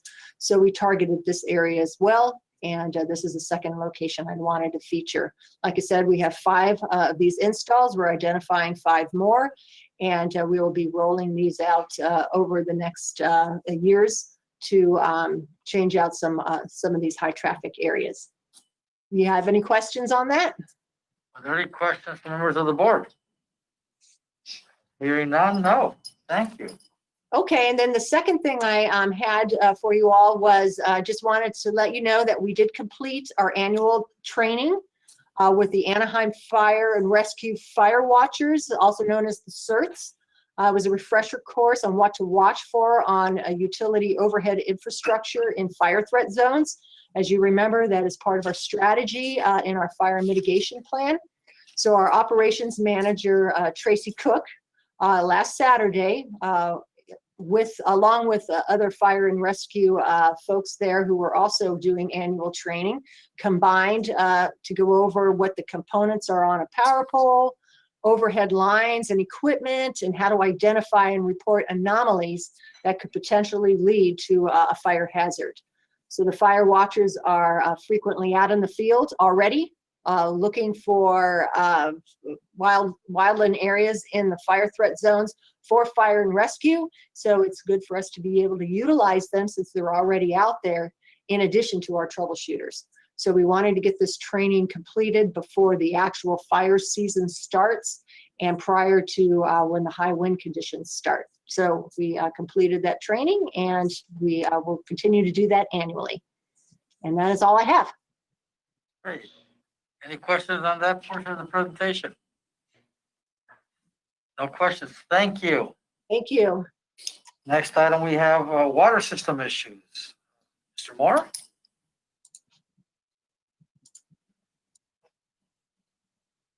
Michael, are you there? Did we lose him? Michael, he is here. Is he? So I think he might be having some technical issues. Do you think we could go to finance and then perhaps come back? Sure, we'll go to finance. Mr. Brunner? Thank you. I have two items for you this evening. First, I want to talk about the dashboard in your packet. If you look at the electric dashboard, our revenue was about 3% below budget, about $1 million. Considering all that's going on, we feel that's quite a respectable result. I will remind the board that when we put the budget together, we weren't totally sure about what the impacts of the COVID-19 shelter-at-home orders would be. And so we made assumptions that those shelter-at-home orders would end on June 30 because we had no other real guidance back in March when we were putting these numbers together. So considering that the shelter-at-home is still going on, we were only 2.8% below budget on our revenue, with corresponding savings on the power supply side because we weren't using as much power and the market was a little bit depressed in July. So on a net basis, we did come out with a net positive budget variance of about $1.1 million for the electric division. In water, it's the same. We were about 3.5% below budget on revenue for water, with corresponding variance on our expenses. So with all that's going on, our budget is in good shape, but of course we're monitoring on a day-to-day, week-to-week basis and making adjustments as necessary. I do want to inform the board that I, as a member of the SCAPA Finance Committee, we've been working quite diligently on looking at ways that we could help member agencies save money during this time. And in so doing, we're looking at various financing strategies that we can use to squeeze a little bit of savings in this continued super low interest rate environment. In so doing, we found some opportunities that we'll be taking advantage of that will save our power supply budget.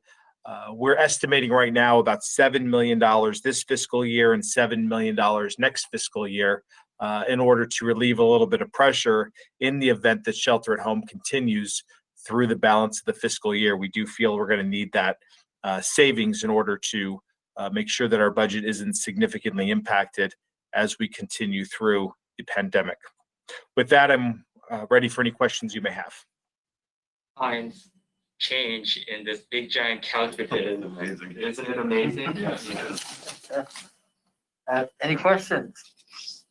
Michael is back on. Okay, I just, can we go back to water? Sure. Thank you. We'll go back to our water system. Mr. Moore? Thank you. Good evening. If I can get the water supply dashboard you guys may have in front of you and up on the screen, there we go. We're at the end of our water year. The water year goes till October. We restart our water calendar year in October. So again, this is the end of the year. And what you can see here, kind of reminding you in the middle bottom graph there, is in Northern California, where a lot of our water, imported water comes from, was a very dry year. And I had traveled up through Northern California in the last couple of weeks and saw Shasta Lake, Oroville Lake, where those of you that have been on the MWD tours have gone through, and San Luis Reservoir, and they're all very low. And that's shown in the middle graph on the top there, the State Water Project storage, which is drastically down. It's only half full, which is very low for this time of year. So we've gone through all of our storage, or most of our storage, in Northern California. We still have a good amount of storage in the Colorado River Basin, but really need to have a good normal year up there for precipitation this next year. Our groundwater basin is very healthy, and that's largely because us and other groundwater producers in North Orange County are not pumping because of the PFAS issue. We're not pumping water out of that basin, as Craig mentioned.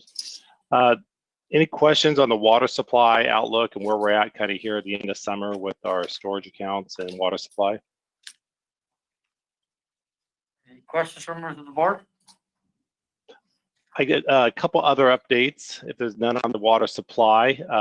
During this last week with the power supply shortages, we were asked by our Integrated Resources Department, and the governor asked actually all the state to run their backup power generators, as we mentioned.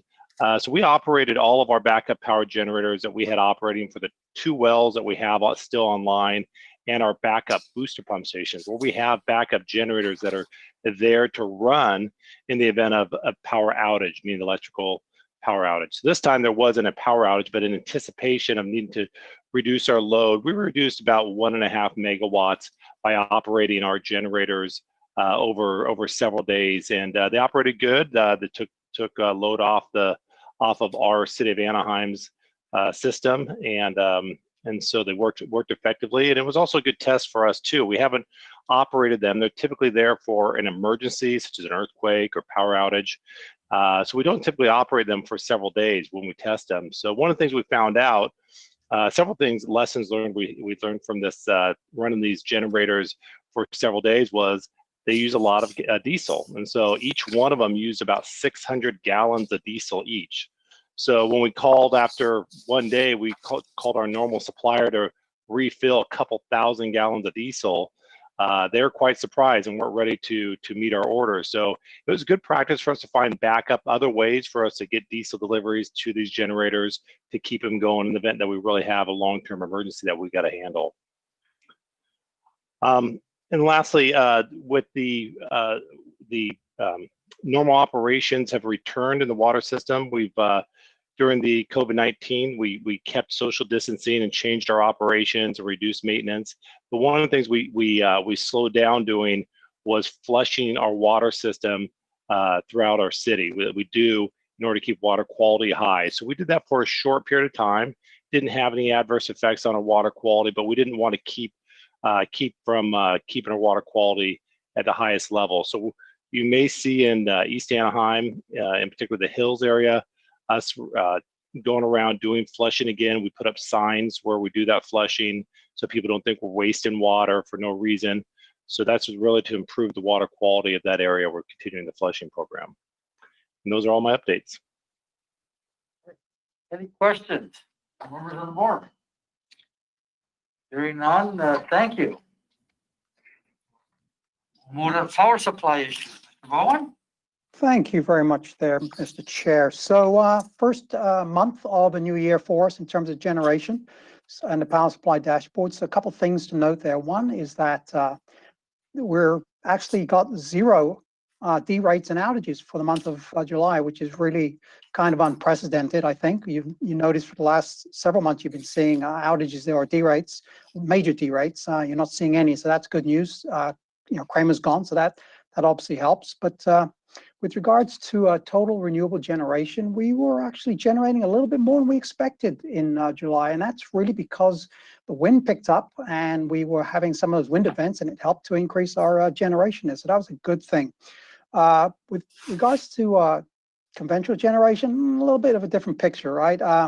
We normally have IPP, it's our base loaded coal unit, and that's running most of the time.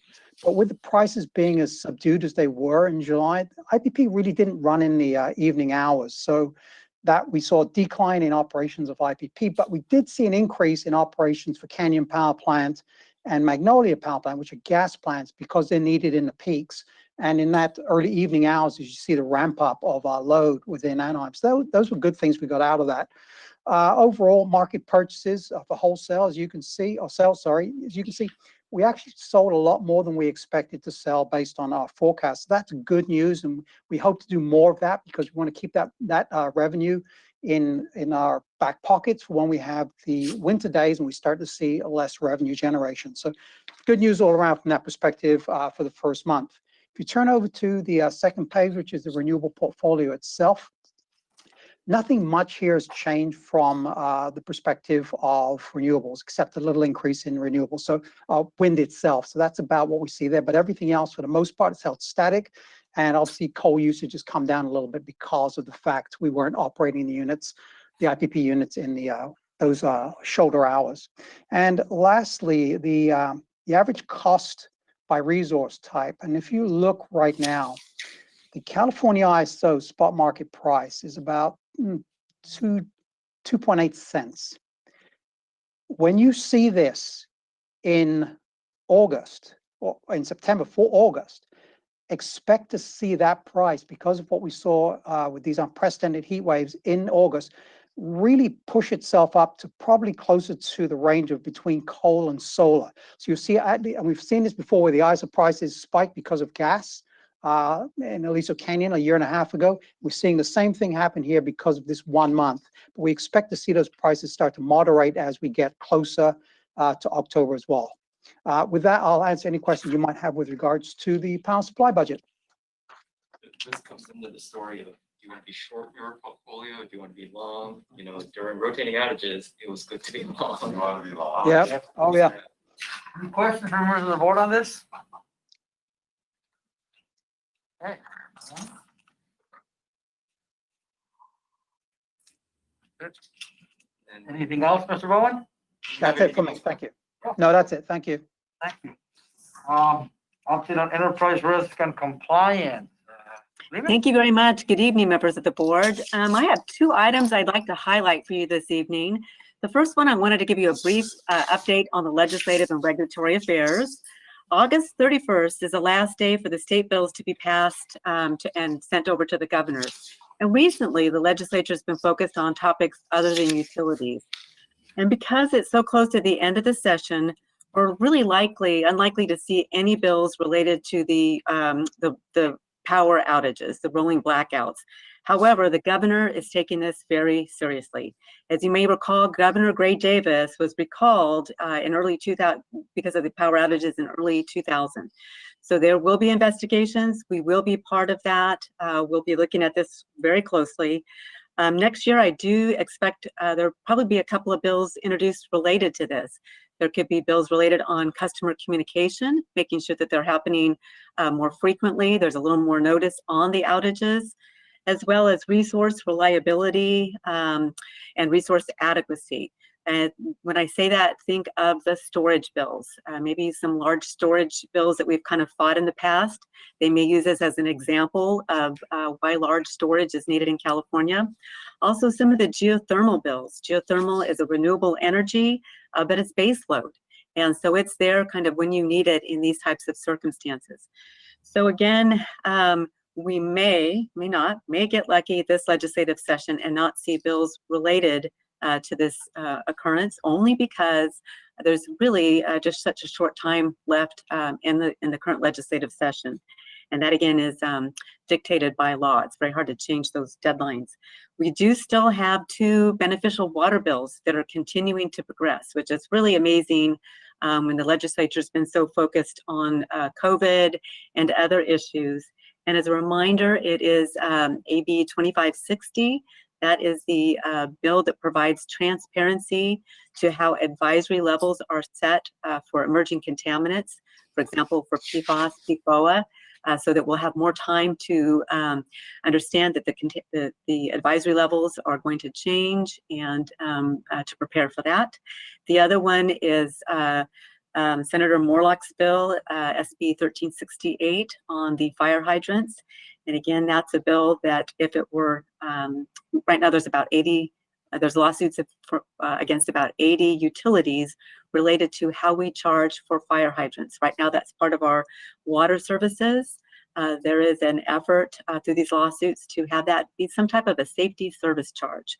So again, it's good news that those two bills are progressing. My second update has to do with an employee safety appreciation event. And Peggy, would you mind loading the slides for me? Thank you so much. As you know, we are in very unique times with the global pandemic. And since mid-February, the city and the utility has been working on COVID response efforts. The city's fire department has been leading these efforts for the city. But beginning with employee communications in early March from the city, safety services efforts to work on work processes to ensure when staff is either on a pole or in a vault that they're able to maintain social distance or have the right protective equipment, and ongoing communications regularly as the CDC requirements change, as employees have questions. We've really been, safety services has been out there doing outreach with our employees. To date, the utility has had 3 employees that have contracted or have been have tested positive for COVID, and all 3 are back. And all of the exposures resulted because of outside transmission. In mid-August, we held an employee recognition event to recognize the hard work that our staff does day to day, keeping the lights on, doing their jobs. As part of this, we also solicited feedback on their safety perspectives and if they had any safety concerns during these unusual times. Next slide, please, Peggy. We received about 110 comments back. That's about a 70% return rate on our survey, which is actually pretty good. And they included a number of comments. These comments included suggestions for improvements, which we're looking at very closely, and we'll address as appropriate, and we'll outreach to staff that gave us their names and had specific questions. But it was really interesting to take a look at that feedback and how people were really engaged in this survey. Next slide. Overall, the responses were very positive.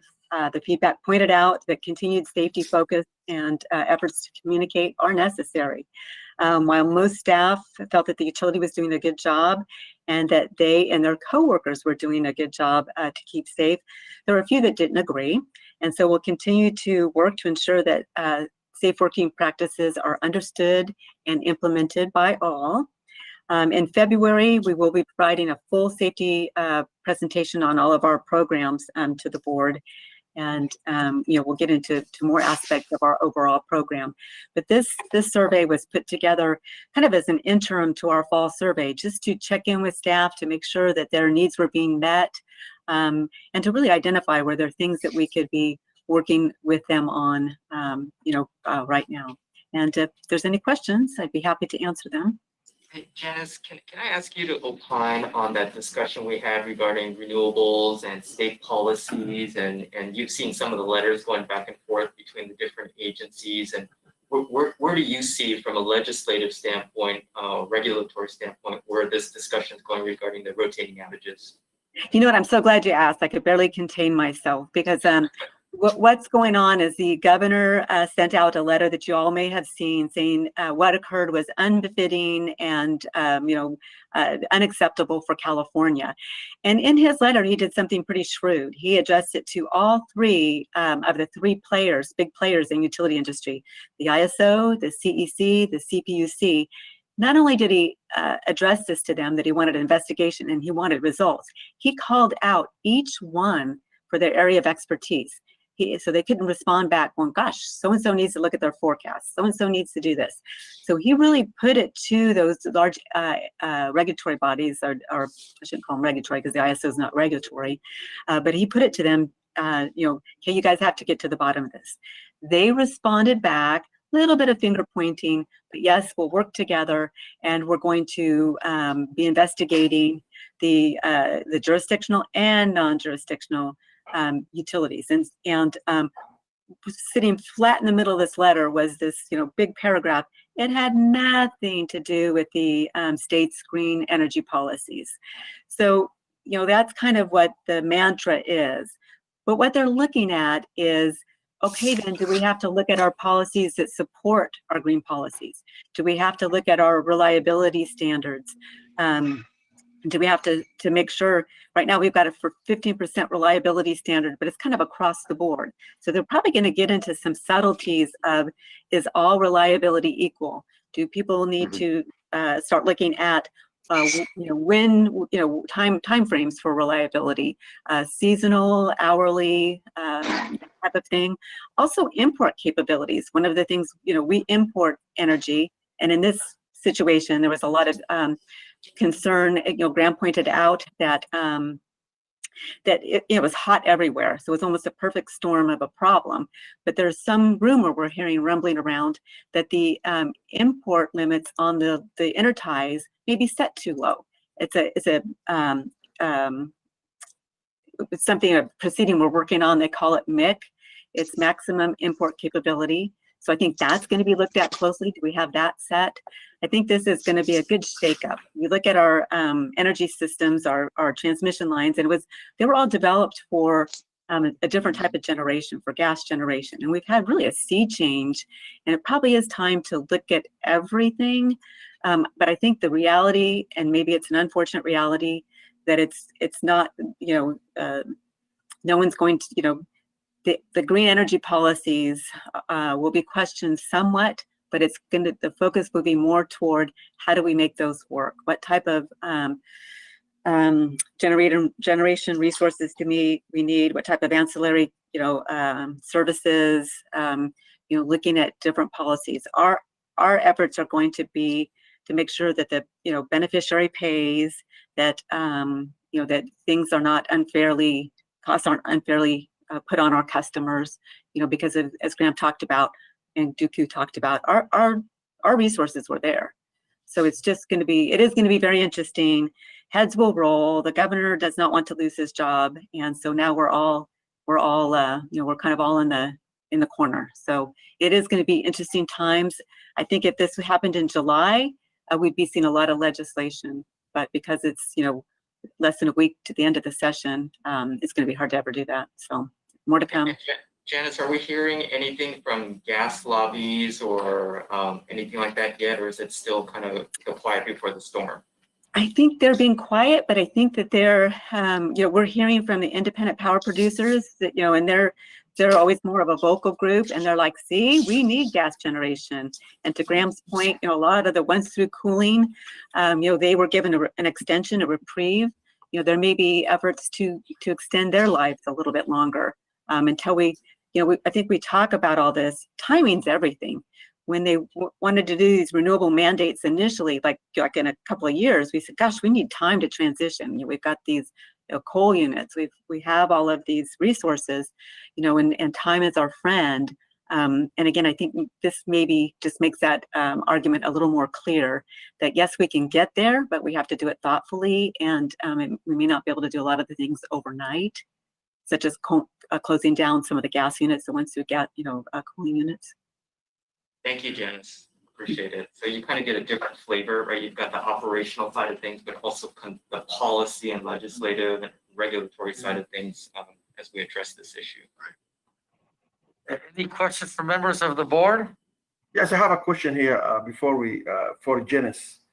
Are there any variances granted for the policy or laws and regulations during the pandemic time? Do you know what? There are basically no. And I think there are some where like if you need to turn a report in late or you need to do something, you can do so, but you always have to explain why. You have to really document what you're doing and why. As Michael mentioned, there was a waiver on the run times on the generators. You know, we were allowed to we were asked to even run our portable generators. And the governor put out an order saying, hey, yeah, go ahead and do it. We understand you guys all have 200-hour limits. You know, that's okay to do. You know, my understanding is the SCAQMD said, yeah, but you better document it. You better be able to show us, you know, what you did, and we'll look at it. So it's, you know, that there are some, you know, but it's all with a caveat. And at the end of the day, you know, and again, there may be those utilities who need to do that, but we kind of look at it, we plan ahead, and we try to do everything we can. But like with the generators, you know, there was a need to run those, but we didn't, you know, bump up against our 200-hour limit. But let's say, you know, something else happens where we have to run them. You know, we may have to go back to this documentation we've done to say, hey, we went over because of what we did here to help you out on August 14th. Thank you. Any other questions for members of the board? I have a question. You mentioned there was 3 employees that had contracted, and it was outside? Yes. Meaning that they weren't contracted because they were co-located employees. Oh, yes, They I'm were sorry. Completely separate individuals, like they weren't from one work group. Okay. So they were completely different. 2 were field employees, 1 was an office employee, and they contracted it from either home or, you know, doing their shopping or other business, that type of thing. I'm sorry, yeah, I meant outside the utility. Yes. Across the city, city manager reported that there was just over 40 cases. So we're 3 out of 40 cases out of about 3,000 employees. Thank you.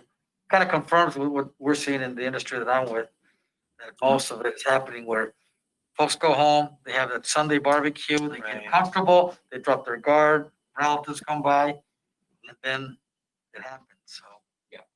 Thank you. And remember, just like in your industry, our folks are essential. So especially the craft workers, they were here every day since March doing the normal stuff that they typically do. And so, you know, providing masks and PPE and other things, they're conditioned to safety. Yep. Thank you. No other questions of the members of the board?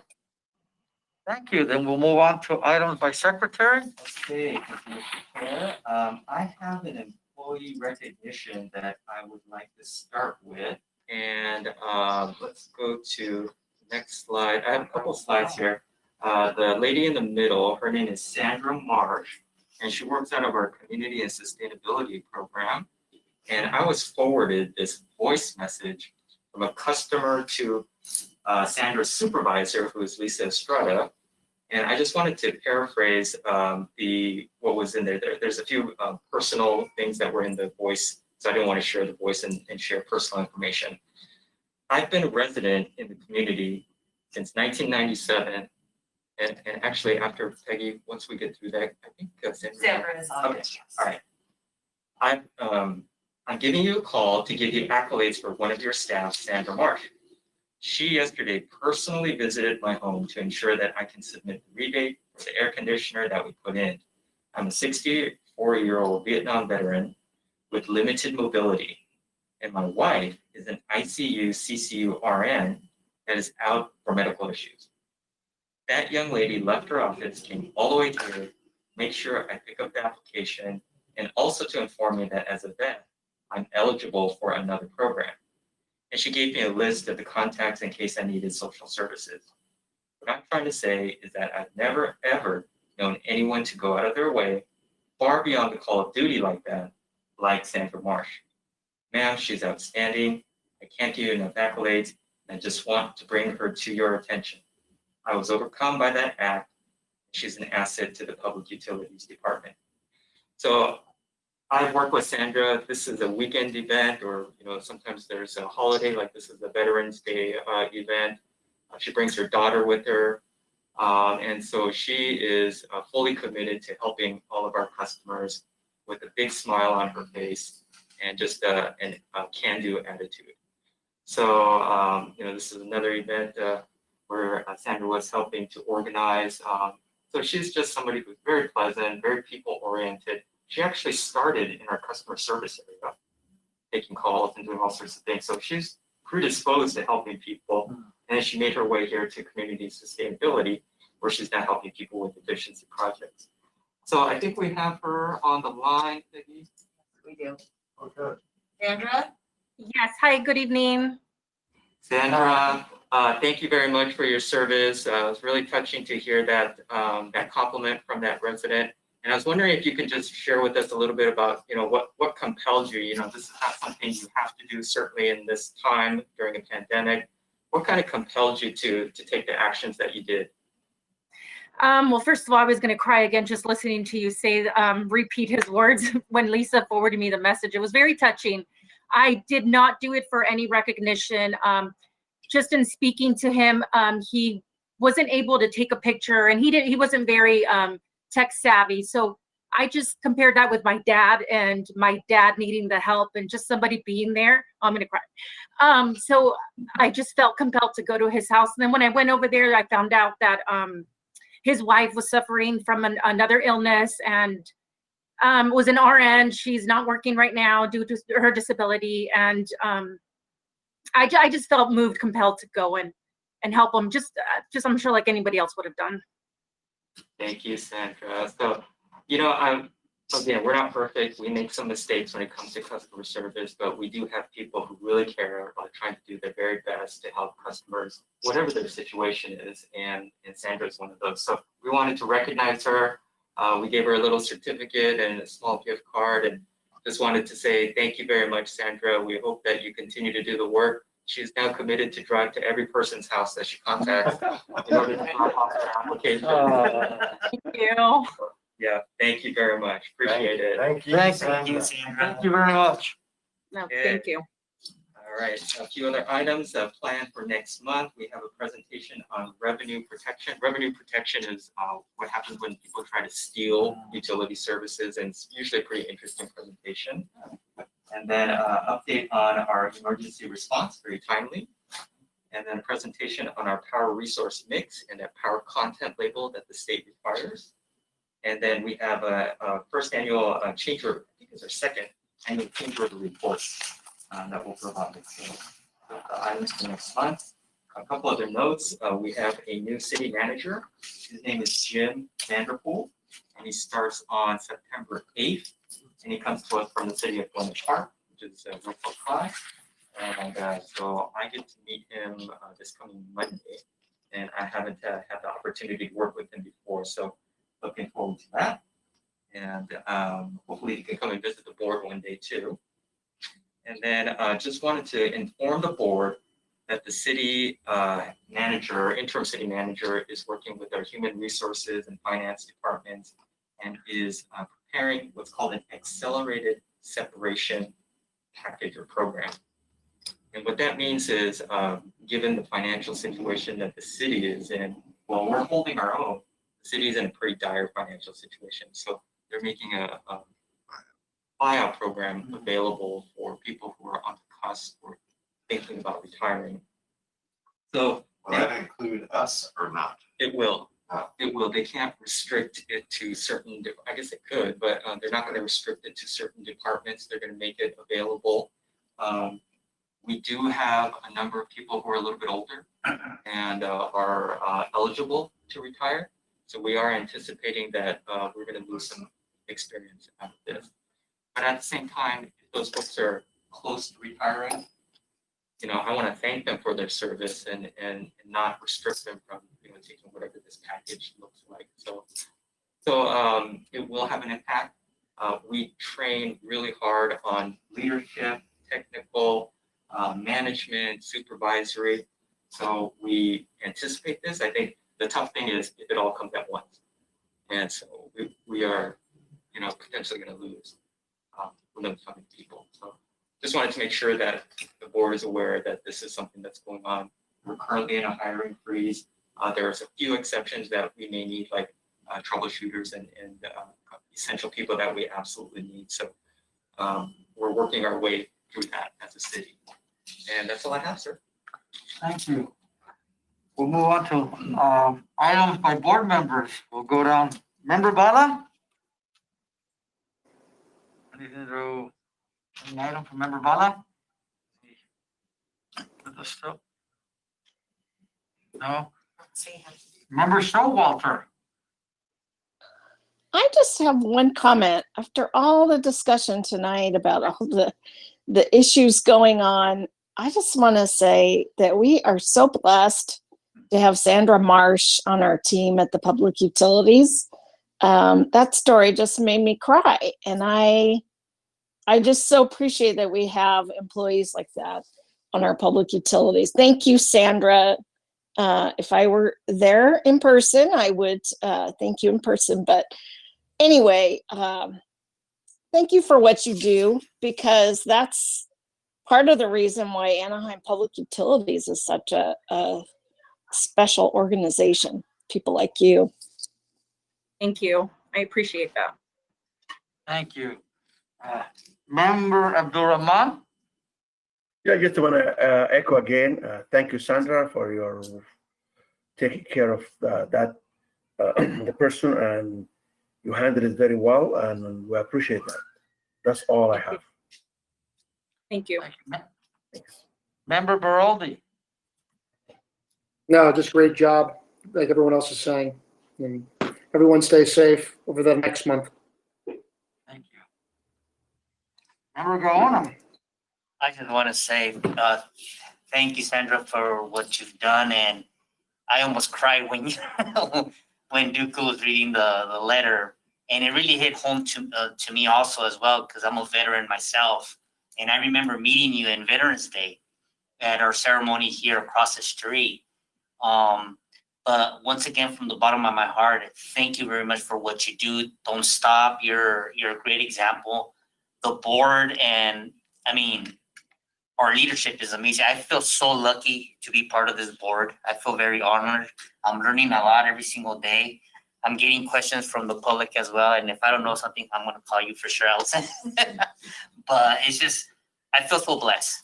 I feel very blessed because there's a wealth of knowledge here that I'm just trying to absorb. But we have the best utilities. You hear from other people, I mean, other counties, cities, whatever. I like to brag, I'm sorry, but we're the best. And I feel very blessed to be part of this board. That's pretty much it. Thank you. Vice Chair Seymour? Well, also congratulate you as well, Sandra. Very, very good job, and we're very appreciative that you're here.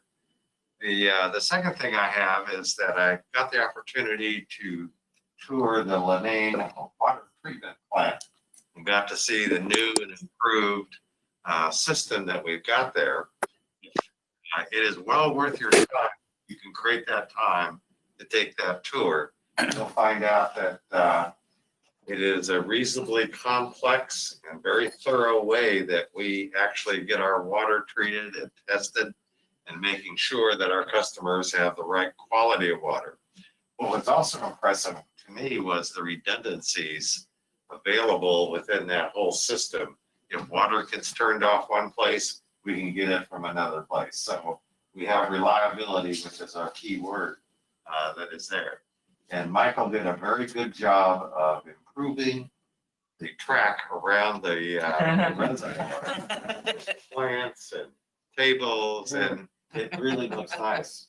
I'm guessing that particular area is used more as a non-park than any park in this city. And we had to close it down for a period of time Yes. during April-ish timeframe, and we got a lot of comments. I got a lot of complaints. Yes. Yeah. But when we did open it back up with some signage and some Yeah. other things, people were extremely appreciative. Yeah, it looks really nice. Yeah. It really is limited, yeah. But I recommend the tour to anybody that can create the time. And we have a great tour guide. Our water operations manager, Mike Jahari, gave him the tour, and he's willing to give that to any of the other board members if they'd like. Sounds good. Thank you. Good. And from myself, again, I want to thank Sandra. We are the best, not because we're the biggest city in the county, but we're the best because of individuals like you. Yes. Thank And you. I really mean that. It really means a lot. You reflect and represent this utility very well. Thank you. And with that, I will entertain a motion to adjourn, or we'll do a roll call. Well, first, a motion that is. I'll make that motion. Motion by Vice Chair Seymour, second by Member Gaona, and we'll do the roll call now. This is a roll call vote for item number 13. Board Member Guyona, Aye. Board Member Bala, Hi, I hope you can hear me. I've had microphone issues all along. we can hear you. Thank Oh, you. perfect. Thank you. Board Member Abdul Rahman, Aye. Board Member Baroldi, Aye. Board Member Showalter, Aye. Vice Chair Seymour, Aye. Chair Madrano. Aye. The vote is 7 ayes, 0 nays.